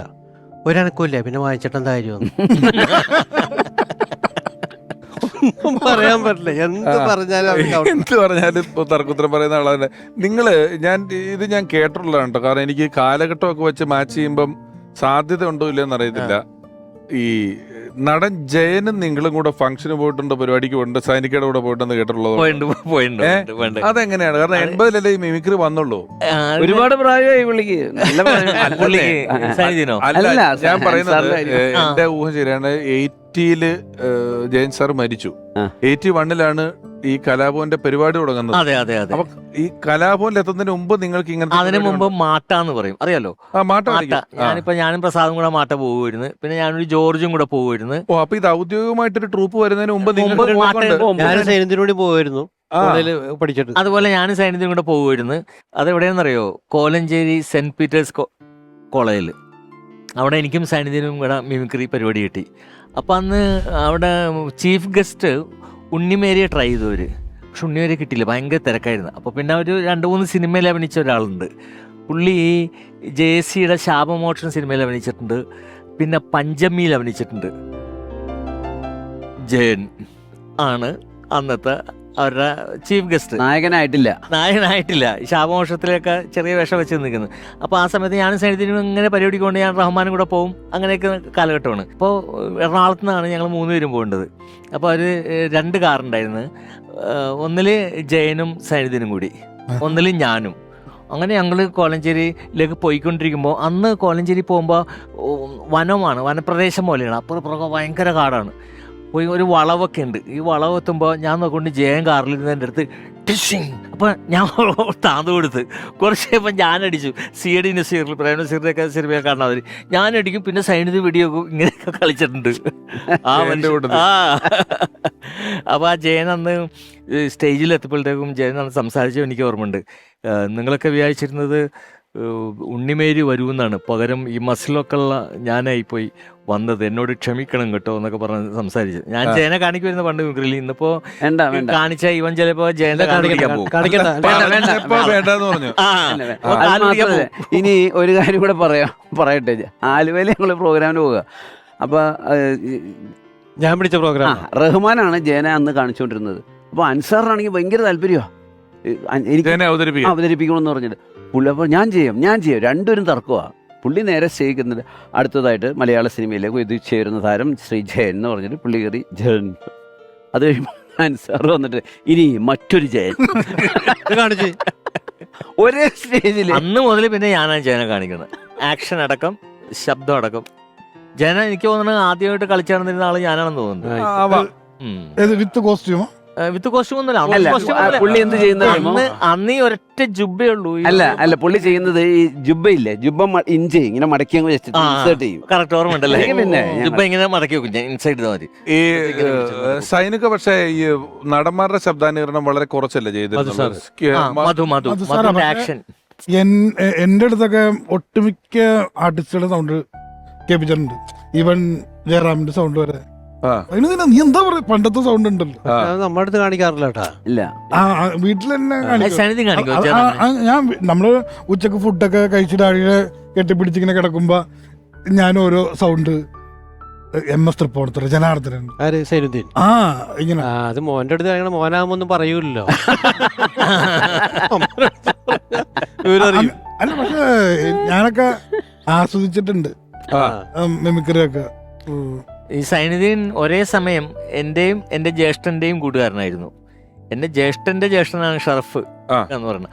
പുള്ളിയായിട്ടും വലിയ ഫ്രണ്ട്ഷിപ്പായിരുന്നു. എപ്പോഴും സൈനുദ്ദീനെ വീട്ടിൽ പോവും. ഷറഫൊക്കെ ഞങ്ങൾ പൂക്കാക്കാന്ന് വിളിക്കുന്നത്. പൂക്ക ഇപ്പോഴും സൈനുദ്ദീൻ്റെ തമാശകൾ പറയും. എപ്പോഴും പറയല്ലേ മറ്റേ പ്രേതത്തിന് ഇഷ്ടമല്ല എന്ന് പറയുന്ന സാധനമൊക്കെ ഇല്ലേ. ഇവിടെ ഒരാളെ നമ്മൾ ഓർക്കുന്ന എപ്പിസോഡ് പലപ്പോഴും അയാളുമായി വലിയ സൗഹൃദമുള്ള ആൾക്കാരെയാണ് വിളിക്കുന്നത്. നിങ്ങളിപ്പോ പറയുന്ന കഥ മുഴുവൻ അങ്ങോട്ടും ഇങ്ങോട്ടും കൗണ്ടർ അടിക്കുന്ന സൗഹൃദം ഉണ്ട് അതിനകത്ത്. ഇതൊക്കെ എന്ത് തരം സൈനുമായിട്ട് ബന്ധപ്പെട്ട കഥയൊക്കെ തന്നെയാണ് എല്ലാം. അതെ അതെ അതെ. ഒപ്പം സിനിലെ ഈ ഇപ്പം സ്കൂളില് സ്റ്റാർ കിഡാണ്, അതിൻ്റെതായ ഗുണങ്ങളുണ്ടെന്ന് പറയുന്നത്. നമ്മുടെയൊക്കെ ചെറുപ്പത്തിലൊരു കാര്യം, നമുക്ക് ഏതെങ്കിലും സിനിമാടനെ കാണുക എന്ന് പറയുന്നതാണ് ഒരു വലിയ ഭാഗ്യം. അപ്പം സിനിലിനെ സംബന്ധിച്ച് സിനിലിന്റെ ഒരു ഓർമ്മയുള്ള കാലങ്ങളിൽ ഈ ഒരു വലിയ ബന്ധം വെച്ചുകൊണ്ട് വീട്ടില് വേറെ നടന്മാർ വരികയും കാണുകയൊക്കെ ചെയ്തിട്ടുണ്ട് അച്ഛന്റെ പരിചയത്തിലൊക്കെ? അയ്യോ, പിന്നെ ഒട്ടുമിക്ക നടന്മാരും വന്നിട്ടുണ്ട്. ഇപ്പം ആദ്യം ഓർക്കണത്, പിന്നെ ഷൂട്ട് വീടിന് തൊട്ടടുത്തൊക്കെ നടക്കുകയാണെങ്കിൽ നമ്മുടെ അഞ്ചുമന ക്ഷേത്രം, മറ്റേ പുതുക്കോട്ടയിലെ പുതുമളവാളൻ, അതിൽ ഡാഡി മറ്റേ ഉന്നം. എടാ പോലീസ് ആദ്യം വേണ്ടത് ഉന്നമാണ്, മനസ്സിലായി? മറന്ന് തെന്നി പറഞ്ഞ കവികൾ വരെ അതിനെ കുറിച്ച് പാടിയിട്ടുണ്ട്. അപ്പൊ ഞങ്ങളുടെ വീട്ടിൽ ഞങ്ങള് സ്കൂൾ വിട്ട് തിരിച്ചു കഴിഞ്ഞപ്പോഴേക്കും ഡാഡി പോലീസിന്റെ കോസ്റ്റ്യൂമില്, ഇവിടെ ആരാടാ പഠിക്കാത്തത് ഇതൊക്കെ ചോദിച്ചോണ്ട്, സത്യമുള്ള നീണ ഇതൊക്കെ പറഞ്ഞിട്ടുണ്ട്. പോലീസിന്റെ കോസ്റ്റ്യൂമിലൊക്കെ ഡാഡി കസ്റ്റംസ് ഡയറി, കസ്റ്റംസിന്റെ ഓഫീസില് അന്നാണ് കസ്റ്റംസ് ഡയറിയുടെ മൂവിയുടെ ആ സമയത്താണ് ബാബു ആന്റണി വീട്ടിൽ വന്നെ. അന്ന് ബാബു ആന്റണി കത്തി നിക്കാണ്. അങ്ങനെ ബാബുവാൻ വീട്ടിൽ വന്നപ്പോ ഞാനും ഞെട്ടിക്ക, നേരിട്ട് യേശു ക്രിസ്തുവിനെ കണ്ട പോലത്തെ ഒരു ഹൈറ്റും മീശയും ഇതൊക്കെ. അപ്പൊ വീട്ടിൽ വന്നിട്ട് ഞാൻ ആദ്യം ചോദിക്കണം, ഇവിടെ തൊടാൻ പറ്റുമോ, ഇവിടെ തൊടാൻ പറ്റുമോ? ഹൈറ്റ് ഉള്ളതുകൊണ്ട്. ഇതുപോലെ ഹൈറ്റ് ഉള്ള ഒരാള് വീട്ടിൽ വന്നിട്ടുണ്ട്, ക്യാപ്റ്റൻ രാജു. അത് തന്നെ, ക്യാപ്റ്റൻ രാജു വീട്ടിൽ വന്നു. ഡാഡി വീട് വെച്ചിട്ട് അധികം നാളായിട്ടില്ല, പുതിയ വീട് വെച്ചേക്ക്. അപ്പം ഇതാണ് ഡ്രോയിങ് റൂം, ഇത് ഡൈനിങ് ഹാള്, ഇത് കിച്ചൺ, ഇതാണ് മാസ്റ്റർ ബെഡ്റൂം എന്ന് പറഞ്ഞാൽ മാസ്റ്റർ ബെഡ്റൂമിൽ വന്നപ്പോൾ അന്നത്തെ കാലത്ത് AC എന്ന് പറഞ്ഞാൽ വിൻഡോ AC ആണ്, വിൻഡോ. അപ്പൊ അവിടെ അടുത്ത് വന്ന് നിന്നിട്ട് ക്യാപ്റ്റൻ രാജു പറഞ്ഞു, സൈനുദ്ദീനെ ഈ AC-യുടെ മുന്നിൽ വലിയൊരു ഗ്യാപ്പ് ഉണ്ട്, ഞങ്ങൾ ആദ്യമായിട്ടാണ് അങ്ങനെ ഒരു ഗ്യാപ്പ് ഉണ്ടെന്ന് അറിയണത്, ഈ ഗ്യാപ്പ് ഒന്ന് ഫില്ല് ചെയ്താ നല്ല കൂളിംഗ് ആയിരിക്കും. അപ്പോഴാണ് അല്ല, ഇത് നമ്മൾ ആദ്യമായിട്ടുള്ള കാണുന്നത്, ഇതിന് വേണ്ടി ഗ്യാപ്പ് ഉണ്ട്, നിങ്ങൾക്ക് കാണൂല, ഞങ്ങളെല്ലാരും ഇത്രേ ഉള്ളൂ. ഹൈറ്റ് ഉള്ളതുകൊണ്ട് നേരെ കാണുന്നത്. ഇത്രയും പൊക്കമുള്ള ഒരാൾ ആദ്യമായിട്ട്. അതുപോലെ അനീഫ്കയായിട്ട് ഭയങ്കര ബന്ധമായിരുന്നു. അതുപോലെ തന്നെ അനീഫ്കയുടെ മാരേജ് കഴിഞ്ഞപ്പോ ഒരു പാർട്ടി കൊടുക്കാനായിട്ട് തീരുമാനിച്ചു, ഓർമ്മയുണ്ടോ ആ ദിവസം? അനീഫങ്ങളും വൈഫും വീട്ടില് കല്യാണം കഴിഞ്ഞിട്ട് വീട്ടിൽ വന്ന ഒരു ഗസ്റ്റ് ഉണ്ടായിരുന്നുള്ളൂ, അതല്ല ഞാനായിരുന്നു. നീ മാത്രം വന്നാൽ മതി എന്ന് പറഞ്ഞു. അല്ല, പുറത്തുനിന്ന് ഇവരുടെ വീട്ടില് ഗസ്റ്റായിട്ട് വരുന്നത് അനീഫ്കയും വൈഫും, നീയും കൂടെ വരണമെന്ന് പറഞ്ഞ് അങ്ങനെ ഞാനും കൂടെ പോയിരുന്നു. അങ്ങനെ അന്ന് ഒരുപാട് തമാശകളിരുന്നു. പുള്ളി ചിരിയുടെ ആളാണല്ലോ, കാരണം ഈ സൈനുദ്ദീൻ എന്ത് പറഞ്ഞാലും പുള്ളി ഇങ്ങ് ചിരിക്കും. പുള്ളി ഇത്രയധികം ചിരിക്കുന്ന ഒരു മനുഷ്യനെ ഒരു ചിരിയാണ്. അതൊക്കെ എന്നും ഓർമ്മയിൽ നിൽക്കുന്ന കുറെ സൈനികയുടെ നല്ല ഓർമ്മകളുമായി ഒരുപാട് വേദികളിൽ അദ്ദേഹത്തോടൊപ്പം പരിപാടികൾ അവതരിപ്പിച്ചിട്ടുള്ള പ്രിയപ്പെട്ട രമേശ് കുറുമശ്ശേരി. ഗിന്നസിന് വേണ്ടിയിട്ട് ആദ്യമായിട്ട് ചെയ്ത ഓഡിയോ കാസറ്റിൽ ഞാനും KS പ്രസാദേട്ടനും സൈനുക്കയും കൂടി ആയിരുന്നു ആദ്യമായിട്ട് ഗിന്നസിന് വേണ്ടിയിട്ടുള്ള ഒരു ഓഡിയോ കാസറ്റ് ചെയ്തത്. അന്ന് രസകരമായൊരു സംഭവം ഉണ്ടായെന്ന് വെച്ച് കഴിഞ്ഞാൽ, ഇദ്ദേഹം പലപ്പോഴും കൊച്ചുകുട്ടികളുടെ രീതിയിലുള്ള ഒരു സ്വഭാവമായിരിക്കും. ഞങ്ങൾ ഭക്ഷണം കഴിക്കാൻ പോയപ്പോൾ അന്ന് എറണാകുളം ടൗൺ ഹാളിൻ്റെ ഫ്രണ്ടിലുള്ള ഒരു ഹോട്ടലിലേക്ക് കയറി. അപ്പം ഞങ്ങൾ 3 പേരും ബിരിയാണി പറഞ്ഞു. ഞാൻ ഇവിടെ ഇരിക്കുന്നു, പ്രസാദേട്ടനും ഇരിക്കുന്നു, ഇക്ക അവിടെ ഇരിക്കുന്നു. ബിരിയാണി പറഞ്ഞു. ഞങ്ങൾ ബിരിയാണി കഴിച്ചുകൊണ്ടിരിക്കുകയാണ്. ഞങ്ങളൊക്കെ ഒരു 3/4 ഭാഗമായപ്പോഴേക്കും അദ്ദേഹം ഒരു 1/4 ഭാഗമായിട്ടുള്ളൂ. അദ്ദേഹം അവിടെ നിന്ന് എഴുന്നേറ്റ് പോയി കഴിഞ്ഞപ്പോൾ ഞങ്ങൾ വിചാരിച്ചു മതിയാക്കി പോകേണ്ടതാണെന്ന്. കുറച്ച് കഴിഞ്ഞപ്പോൾ ഒരു വെയിറ്റർ വന്നിട്ട് വേഗം അവിടെ തൂത്ത് ക്ലീനാക്കി അദ്ദേഹത്തിൻ്റെ പാത്രം എടുത്തുകൊണ്ട് പോയി. ഞങ്ങൾ കഴിച്ചു തരണേക്കുമ്പോൾ അദ്ദേഹം തിരിച്ചു വന്നിട്ട് പറഞ്ഞു, ഇവിടെ നിന്ന് ബിരിയാണി എന്ത് ചെയ്യും? അത് അവരെടുത്തുകൊണ്ട് ഇക്ക കഴിച്ചു കഴിഞ്ഞതല്ലേ? ഞാൻ കഴിച്ചു കഴിഞ്ഞിട്ടില്ല, ഞാനൊന്ന് തുമ്മാൻ പോയതാ. വേഗം വെയിറ്ററെ വിളിച്ച് ഇവിടെ ഇരുന്ന് ബിരിയാണി എത്തി. അവനാകെ പെടപ്പായി. എന്നിട്ട് വേഗം ബിരിയാണി ഫ്രഷ് കൊണ്ടുവന്നപ്പോൾ പുള്ളിക്ക് അത് വേണ്ട, പുള്ളി പറഞ്ഞ അതിൽ നിന്ന് കോരിയെടുത്ത് ഞാൻ തിന്നതിൻ്റെ അത്ര ബാക്കി കോരിയെടുത്ത് അതേമാതിരി തന്നെ വെച്ചത്. ഞാൻ മുട്ട പുറത്താണ് എടുത്ത് വെച്ചിരുന്നത്. ആ മുട്ട പുറത്തെടുത്ത് നോക്കി ഞങ്ങൾ ചിരിച്ച് മണ്ണ് കപ്പി. അങ്ങനെ അപ്പം നമ്മൾ പണ്ട് ഒരു കോമഡി ഉണ്ട്. ഒരു കരിമ്പ് ഒരു കുട്ടി വാശി പിടിച്ചിട്ട് കരിമ്പ് 4 പൊളിക്കണം 8 പൊളിക്കണം എന്നൊക്കെ പറഞ്ഞിട്ട് അവസാനം കരിമ്പ് 1 തരണം എന്നൊക്കെ പറയുന്ന മാതിരി ഒരു കുട്ടികളുടെ മാതിരിയുള്ള ഒരു ശീലമായിരുന്നു. പ്രത്യേകിച്ച് ആരെക്കുറിച്ചും ഒരു പരദൂഷണമോ ഒരു ദോഷമോ ഒന്നും പറയാത്ത ഒരാളായിരുന്നു. അദ്ദേഹത്തിൻ്റെ ഒരു ഗ്യാപ്പ് നികത്താനാവാത്ത ഒരു വിടവ് തന്നെയാണ്. അപ്പോൾ ഇത്തരണത്തിൽ അദ്ദേഹത്തെ സ്മരിക്കാൻ കഴിഞ്ഞതിൽ വളരെ സന്തോഷം. ഹോട്ടലിൽ വന്നിട്ട് ഓർഡർ ചെയ്യും, ഒരു ബീഫ് കറി എന്ന് പറയും. അയാളങ്ങ് പോകുമ്പോൾ പറയും, എനിക്ക് വന്നേ ബീഫെന്ന് പറഞ്ഞാൽ അതിനകത്ത് ചിക്കനിട്ട് പറ്റിക്കരുത് കേട്ടാ. ആ ബീഫ് വില കുറവാ, ചിക്കൻ വില കൂടുതലാണ്. നേരെ തിരിച്ചാ പറയുന്നത്. അയാള് കൺഫ്യൂഷനായി വെയിറ്റർ. ഈ ഗിന്നസിന്റെ കാസറ്റ് അദ്ദേഹത്തിന്റെ എഴുത്ത് ഈ കൗണ്ടർ അടിക്കുന്നല്ലാതെ എഴുതാൻ സ്ക്രിപ്റ്റ് സെൻസിംഗിൽ എഴുതാനൊക്കെ സഹായിക്കുമായിരുന്നു? ഇല്ലല്ലോ, അന്ന് സ്ക്രിപ്റ്റ് ഇല്ലല്ലോ. അന്ന് വെറുതെ ഇങ്ങനെ വെയിറ്റർ എന്ന് പറഞ്ഞു കഴിഞ്ഞാൽ നമ്മൾ ആ വെയിറ്ററിന്റെ പരിപാടി. പിന്നെ അത് നമ്മൾ ബാക്കിയെല്ലാം ഞങ്ങൾ പറയല്ലേ. പാരഡി ചെയ്തിട്ടുണ്ട്, അറിയോ? ഇല്ല. പാരഡി ഗാനങ്ങൾ കഴിഞ്ഞാൽ ആ കാസറ്റ് ഹിറ്റായതാ. മറ്റേ പഞ്ചാഗ്നിയൊക്കെ ഇറങ്ങിയപ്പോ പഞ്ചാഗ്നിയിലെ പാട്ട് എടുത്തിട്ട് സൈനുദ്ദീൻ സാഗരങ്ങളെ അല്ല മറ്റേ ആ പാട്ട് ആ സാരി കീറിപ്പോയി എന്ന് പറഞ്ഞിട്ട് ആ രാത്രി മാറി പോയി. അതൊക്കെ അന്ന് ഒരു 5-6 പാട്ട് ഞാനിവിടെ ഇരിക്കുമ്പോഴാണ് അന്ന് ഇവിടെ ഇപ്പൊ നിങ്ങൾ നമ്മുടെ വീട്ടിലെ. അല്ല, പക്ഷെ അന്ന് ഈ പാരഡിക്കൊന്നും അത്രയും മാർക്കറ്റ് വന്നിട്ടില്ല. പക്ഷെ നല്ല എഴുത്താറുന്നത് കുറെ പാട്ടുണ്ടായി, അങ്ങനെ 4-5 പാട്ടുണ്ടായി. പാരഡി എന്ന് പറയുമ്പോ നാദിർ ഷക്കീനാണ് ആദ്യം ഓർമ്മ തന്നെ. നാദിർ ഷക്കീൻ എന്നോട് പറഞ്ഞിട്ടുണ്ട്, എടാ നിന്റെ വാപ്പയുടെ എനിക്ക് ആദ്യമായിട്ട് ഒരു സാധനം ഇത് പറയണം. എനിക്ക് മനസ്സിലായില്ല എന്താന്ന് വെച്ചാൽ പറഞ്ഞ് ഒന്നുമില്ല. ഒരു ദിവസം വെയിറ്റ് അടിക്കുമ്പോൾ ഞാൻ പാരഡി സോങ് ചെയ്തിട്ട് ഞാൻ സൈനിക അടുത്ത് പറഞ്ഞു, സൈനിക എനിക്കൊരു ഫ്രിഡ്ജ് മേടിക്കണം, കുറച്ചിടം പാരഡി എനിക്ക് ഫ്രിഡ്ജ് വേണം. ആ ഫ്രിഡ്ജ് വേണം, എന്നാ നീ ഈ പാരഡി ആണല്ലേ അടുത്തൊരു ഫ്രിഡ്ജ് വേണം എന്ന് പറഞ്ഞു. അങ്ങനെ ആദ്യമായിട്ട് ഫ്രിഡ്ജ് മേടിച്ചത് നാദിർ ഷക്കീർ ഈ പാരഡി സോങ് എഴുതി ഡാഡി പറഞ്ഞിട്ടാണ്. നാദിർ ഷക്കീർ പറഞ്ഞു, നിന്റെ വാപ്പയാണ് എനിക്ക് ആദ്യമായിട്ട് ഈ ഫ്രിഡ്ജ് മേടിച്ചതും പിന്നീട് അത് കാറായി, വീടായി, ഫ്ലാറ്റായി, എല്ലാം തുടക്കത്തിൽ എല്ലാം. അല്ല, അങ്ങനെ ഒരുപാട് ഈ പുതിയ ടാലന്റുകളെ പറയുന്നതിനും റെക്കമെൻഡ് ചെയ്യുന്നതിലും ഒക്കെ വലിയ താല്പര്യമുള്ള രീതിയിൽ തന്നെ എന്നുള്ളതാണ് കേട്ടിട്ടുള്ളത് അല്ലെ? ആ സമയത്ത് നിങ്ങളുടെ ഒരു സ്റ്റേജിലൊക്കെ ഉള്ളത് ശരിക്കും ഒരു വളരെ ആരോഗ്യപരമായ കോമ്പറ്റീഷൻ ആയിരുന്നു. അങ്ങനെ ചെയ്യുന്നുള്ളൂ, അല്ലാതെ ഒരു വാശിപ്പുറത്തുള്ള പരിപാടികളും കാര്യങ്ങളും ഒന്നുമില്ല. അദ്ദേഹം പക്ഷെ സ്വന്തമായിട്ട് ട്രൂപ്പ് തുടങ്ങിയിട്ടുണ്ടോ? ഇല്ല, കാരണം പ്രസാദം പിന്നെ വീഡിയോ കാസറ്റ് നമ്മൾ ഒരുമിച്ച് തന്നെ തുടങ്ങി ട്രൂപ്പിന്റെ. അതെ, അല്ല വീഡിയോയിലോട്ട് മാറിയപ്പോൾ അദ്ദേഹം വേണ്ടെന്ന് പറഞ്ഞു പോയില്ലേ? പിന്നെ വീഡിയോ എനിക്ക് താല്പര്യമില്ല, വീഡിയോ കാസറ്റ് നീ എടുത്തോടാന്ന് പറഞ്ഞു, നീ എടുത്തോന്ന് പറഞ്ഞു. അങ്ങനെയാണ് ഞാനാണ് എൻ്റെ പ്രൊഡക്ഷൻ ചെയ്യുന്നത്. പക്ഷെ ആ കാസറ്റിലൊക്കെ സൈനുദ്ദീന് അഭിനയിച്ചിട്ടുണ്ട്. ഫസ്റ്റത്തെ mimics period of Cochin Oscar, പിന്നെ രണ്ടാമത്തെ കാസറ്റ് വന്നപ്പോഴും കലാഭവൻ കോമഡി, അല്ല അൻസാറൊക്കെ ഉണ്ട്, മണിയൊക്കെ ആദ്യം ചെയ്യുന്ന കാസറ്റ് അതിനകത്ത് ഉണ്ട്. ഓർക്കണല്ലേ കലാഭവനിൽ വെച്ച്? അല്ല, നിങ്ങളിപ്പോ അൻസാറൊക്കെ പോയി വിളിച്ചു എന്ന് പറയുമ്പോൾ കലാഭവനിലോട്ട് ഒരാളെ വിളിക്കണമെങ്കിൽ അന്ന് സമയത്ത് ശരിക്കും ആബേലച്ചന്റെ ഒരു അനുവാദവും ഒരു ഇന്റർവ്യൂ ഞങ്ങൾക്ക് ഒരാള് ഓക്കെ ആണെന്ന് തോന്നിയില്ല, അച്ഛനും ഓക്കെയാണ്. അങ്ങനെയാണ്, എല്ലാവർക്കും ഓക്കെ ആണെങ്കിൽ അച്ഛനും ഓക്കെയാണ്. അല്ലാതെ അച്ഛൻ ഇന്റർവ്യൂലൊന്നുമില്ല. ഒന്നല്ലെങ്കിൽ റഹ്മാനോട് പറയല്ലേ, എന്നോട് പറയല്ലേ, പ്രസാദിനോട് പറയും. ഇന്റർവ്യൂ ആർട്ടിസ്റ്റുകൾ വേണ്ടേ? നമ്മളൊക്കെ ഉള്ളൂ അന്ന്, ഞങ്ങളൊക്കെ ഉള്ളൂ. പിന്നീടാണല്ലോ വേറെ ആർട്ടിസ്റ്റുകളൊക്കെ ആയി വരുന്നത്. അന്ന് ഞങ്ങളൊന്നും വിചാരിച്ചില്ല കലാഭവന്റെ ഇൻസ്പയർഡ് ഇത്ര പ്രമാദമായി മാറും, ഭാവിയിൽ ഇങ്ങനെയൊക്കെ ആവുന്നു. ഞങ്ങളിങ്ങനെ ഒരു മിമിക്രി നമുക്ക് ചെയ്യാൻ പറ്റുന്ന ഗ്രൂപ്പായിട്ട് കൂടി അതിന് അച്ഛൻ നമുക്കൊരു പ്ലാറ്റ്ഫോം ആയിരുന്നു. അച്ഛൻ ഒരു പ്ലാറ്റ്ഫോമാണ് ഞങ്ങൾക്ക്. അങ്ങനെയാണ് കലാഭവന്റെ പ്രോഗ്രാം കാണാൻ വേണ്ടി ഞാൻ ചെറുപ്പത്തില് കമലഹാസനൊക്കെ കൊണ്ടുവന്നില്ലേ? ആ സമയത്ത് എന്റെ പൊന്നു, യൂട്യൂബിൽ എന്താ സാധനമുണ്ട് അത് തന്നെ സരിദാസയുടെ ഇപ്പുറത്ത് എന്തൊരു ജനമായിരുന്നത് കലാഭവന്റെ പ്രോഗ്രാം കാണാൻ വേണ്ടി. കമലഹാസനൻ, ജനാർദ്ദൻ ചേട്ടൻ, കൊച്ചിൻ അനീഫ്ക, സിദ്ദിഖ്, ചിപ്പി, മനോജ് കെ ജയൻ, ജോളി എബ്രഹാം. മിമിക്സ് പരേഡിന് പോകുമ്പോഴേ ഈ പറഞ്ഞ പോലെ 1981 സെപ്റ്റംബർ 21 തുടങ്ങുന്നത്. നേരത്തെ പ്രസാദ് പറഞ്ഞ പോലെ സൈനുദ്ദീൻ 82 മറ്റാണ് ജോയിൻ ചെയ്തത്. ആ സമയത്ത് പക്ഷെ അതിന് മുമ്പ് പക്ഷെ നിങ്ങളിപ്പോ നേരെ ജയൻ സാറിന്റെ കൂടെ പോയി എന്നൊക്കെ പറഞ്ഞാൽ നിങ്ങളൊക്കെ തമ്മിൽ സൗഹൃദവും മാട്ടേക്ക് പോകുന്നു. അദ്ദേഹം വന്നിട്ടില്ല, പരസ്പരം ഞങ്ങൾക്ക് എല്ലാവർക്കും അറിയാം. എറണാകുളത്ത് വന്ന് കുറച്ച് പേരേ ഉള്ളൂ മിമിക്രി കാണിക്കാൻ. അതിന് വേറെ കാരണം കൂടി ഉണ്ട് കേട്ടോ. ഞങ്ങൾ കോളേജ് കാലത്തിൽ അന്നൊക്കെ ഞങ്ങൾ എല്ലാവരും ഗ്രാജുവേറ്റ്സാ, എല്ലാവരും ഡിഗ്രി ഉണ്ട്, എല്ലാവരും ഡിഗ്രി എടുത്തരാ.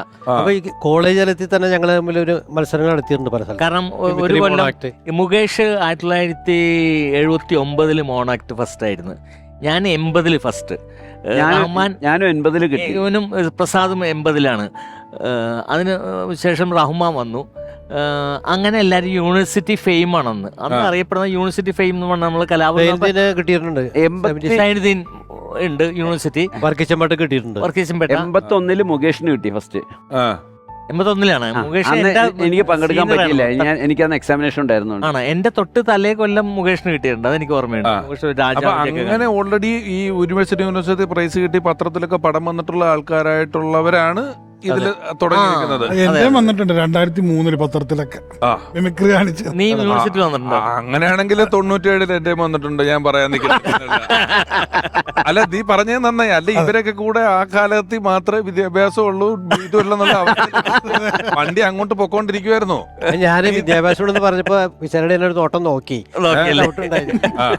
അപ്പൊ ഈ 97-ഉം നമ്മുടെ 90-ഒക്കെ തമ്മിൽ വലിയ ദൂരമൊന്നും ഇല്ല. ഞാൻ എന്റെ മിമിക്രിയിലെ ജഡ്ജായിരുന്നു ഇപ്പൊ വീഡിയോ വാളിൽ വന്ന രമേശ് കുറുമശ്ശേരി.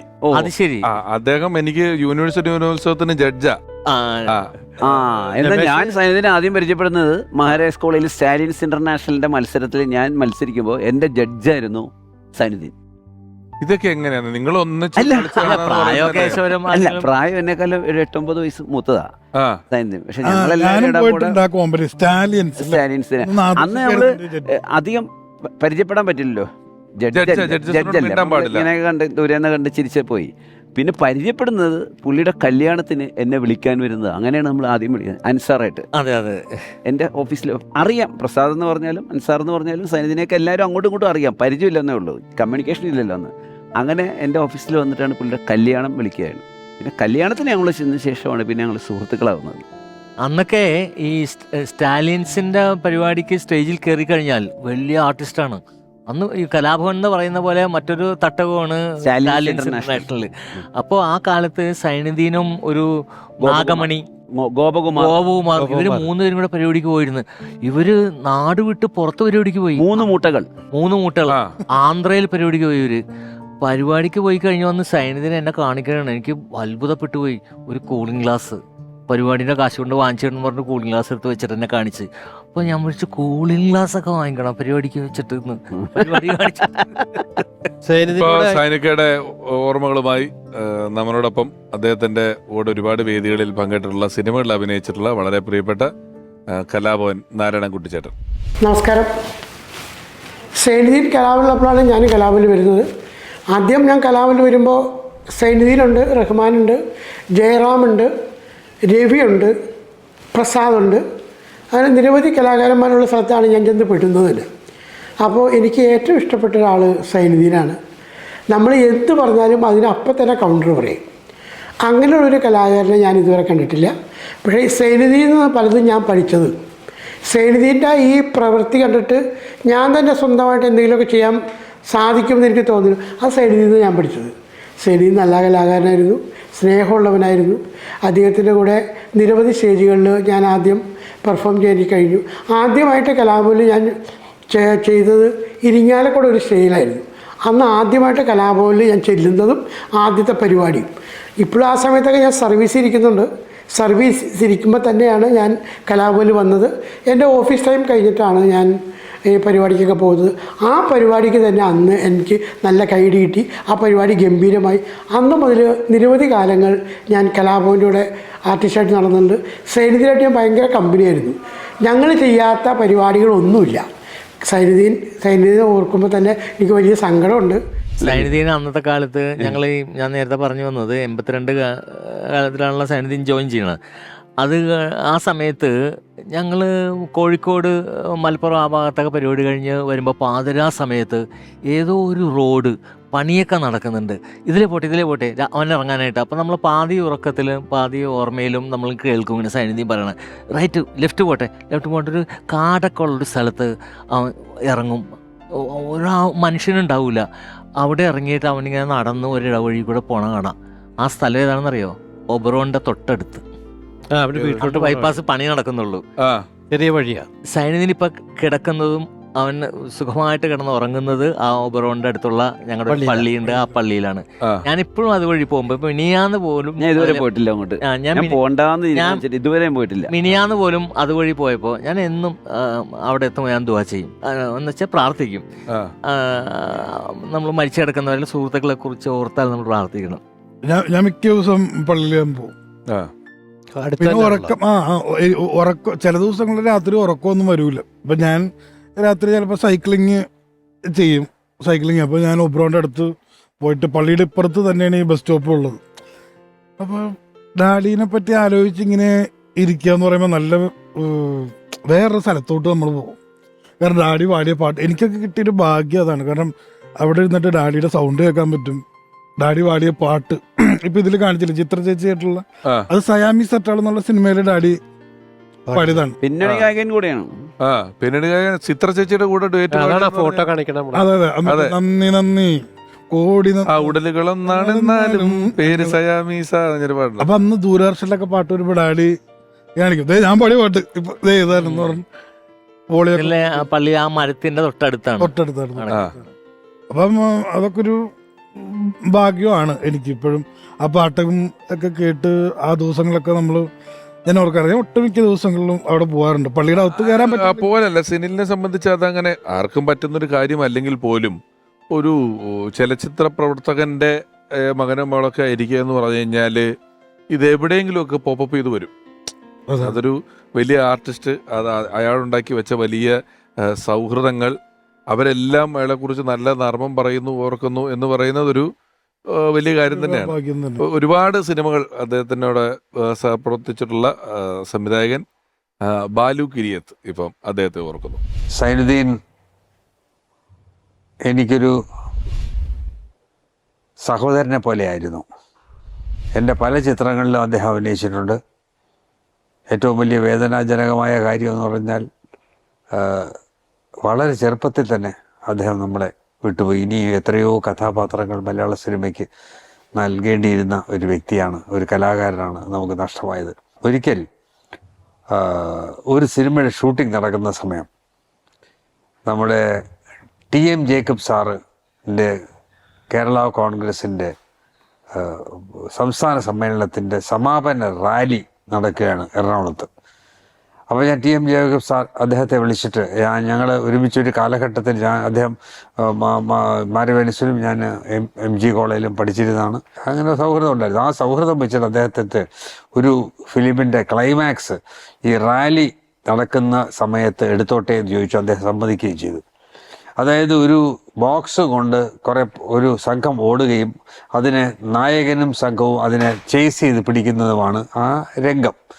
അത് ഈ റാലിക്കിടയിലൂടെയൊക്കെ ഓടുകയും ഒരു കളർഫുൾ ആക്കി എടുക്കാനായിട്ടാണ് ഞങ്ങളത് തീരുമാനിച്ചത്. അങ്ങനെ സൈനുദ്ദീനും ഈ സംഘാംഗങ്ങളോടൊപ്പം ഓടി.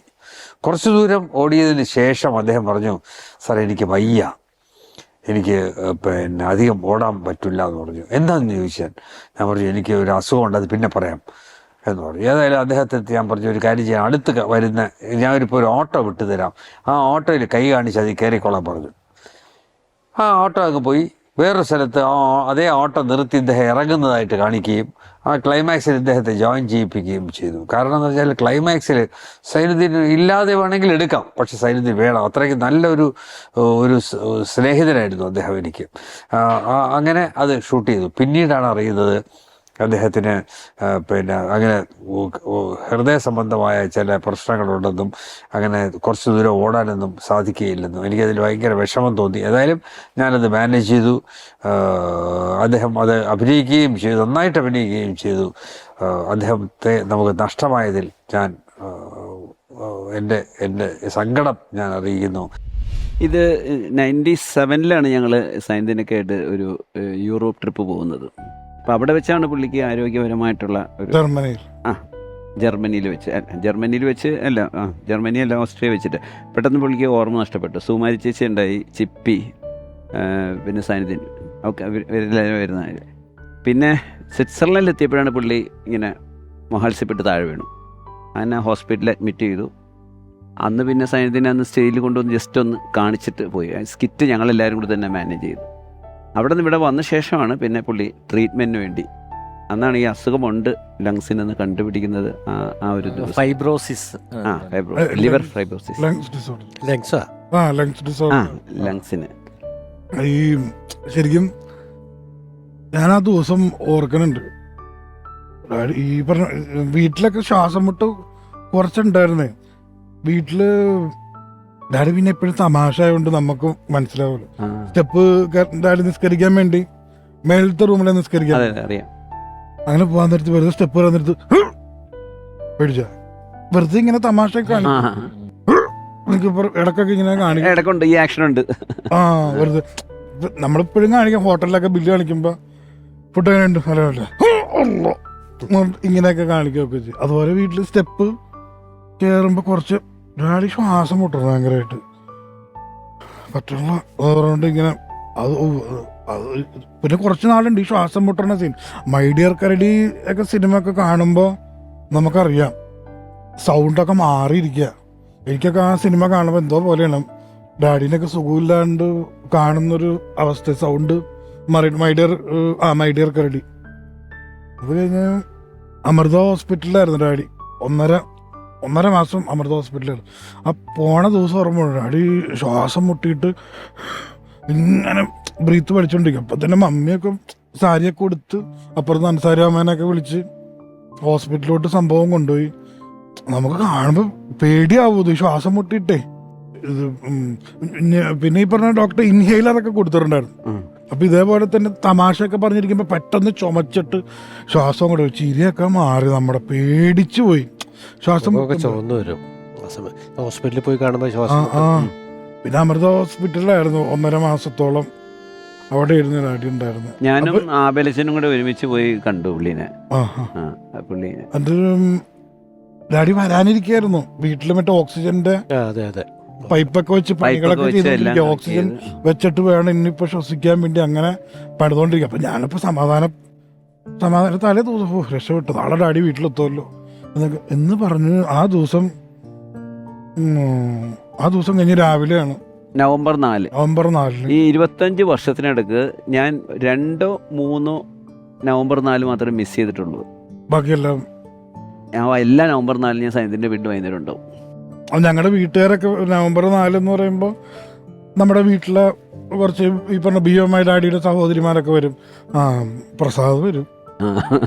അങ്ങനെ ഒരു സംഭവം ഉണ്ട്. ആരൊക്കെ വരും അതിനനുസരിച്ചുള്ള ഫുഡൊക്കെ ഉണ്ടാക്കാൻ വേണ്ടിയിട്ട്. അപ്പം നവംബർ 4 ഇപ്പം സിനിൽ പറഞ്ഞു. സിനിലിന്റെ ബാല്യം തന്നെയാണ് ആ സമയത്തൊക്കെ. 6ാം ക്ലാസ്സിൽ 7ൽ പഠിക്കുമ്പോഴെന്നല്ലേ പറഞ്ഞത്. അതിനുശേഷം ഇപ്പോഴും സിനിൽ നമ്മളൊരു പരിപാടി ചെയ്താൽ അല്ലെങ്കിൽ ഇന്ന് സിനിലിനെ കാണുമ്പോൾ ഒരാൾ വീണ്ടും ഒരു ശബ്ദം അനുകരിക്കുമോ എന്ന് ചോദിക്കുന്ന രീതിയിൽ അദ്ദേഹം ചെയ്തു വെച്ചിട്ട് പോയ ഒരുപാട് കഥാപാത്രങ്ങൾ, ഒരുപാട് സൗഹൃദങ്ങൾ, വേദികൾ, ഇതെല്ലാം മലയാളികൾക്ക് വളരെ പ്രിയപ്പെട്ടതാണ്. ഞാൻ ആമുഖത്തിൽ പറഞ്ഞ പോലെ അദ്ദേഹത്തിന്റെ ഒരു സിനിമയിലെ ലൈഫ് സ്പാനും വളരെ കുറച്ചുണ്ടായിരുന്നു.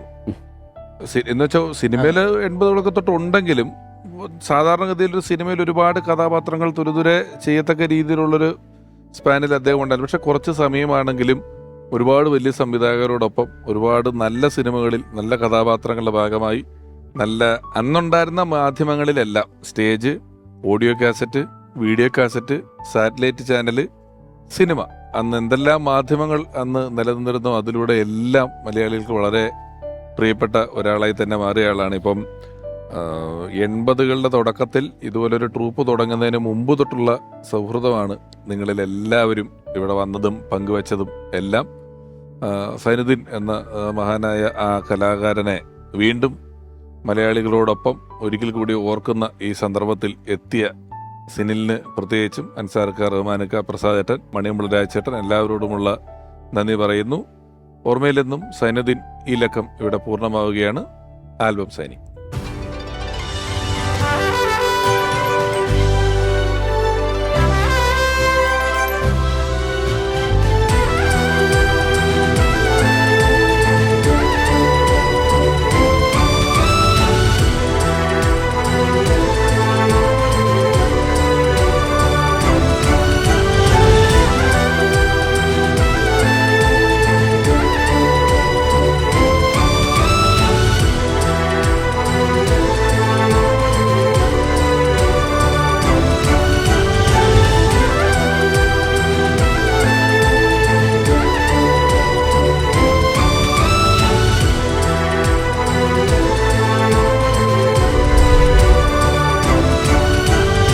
പ്രിയപ്പെട്ട സൈനികയുടെ മകൻ സിനിലിന് അമൃത ടിവിയുടെ ഭാഗത്ത് നിന്നും ഒരു ഉപഹാരം.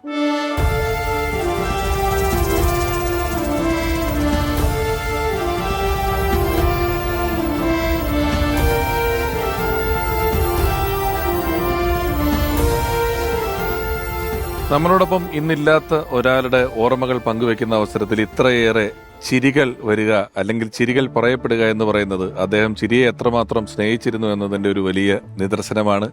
ചിരിയെ ഒരുപാട് സ്നേഹിച്ച മലയാളികൾ തിരിച്ചും അതുപോലെ സ്നേഹിച്ച പ്രിയപ്പെട്ട സൈനുക്കയുടെ ഓർമ്മയിലെന്നും എന്ന ഈ പരമ്പര ഇവിടെ അവസാനിക്കുന്നു.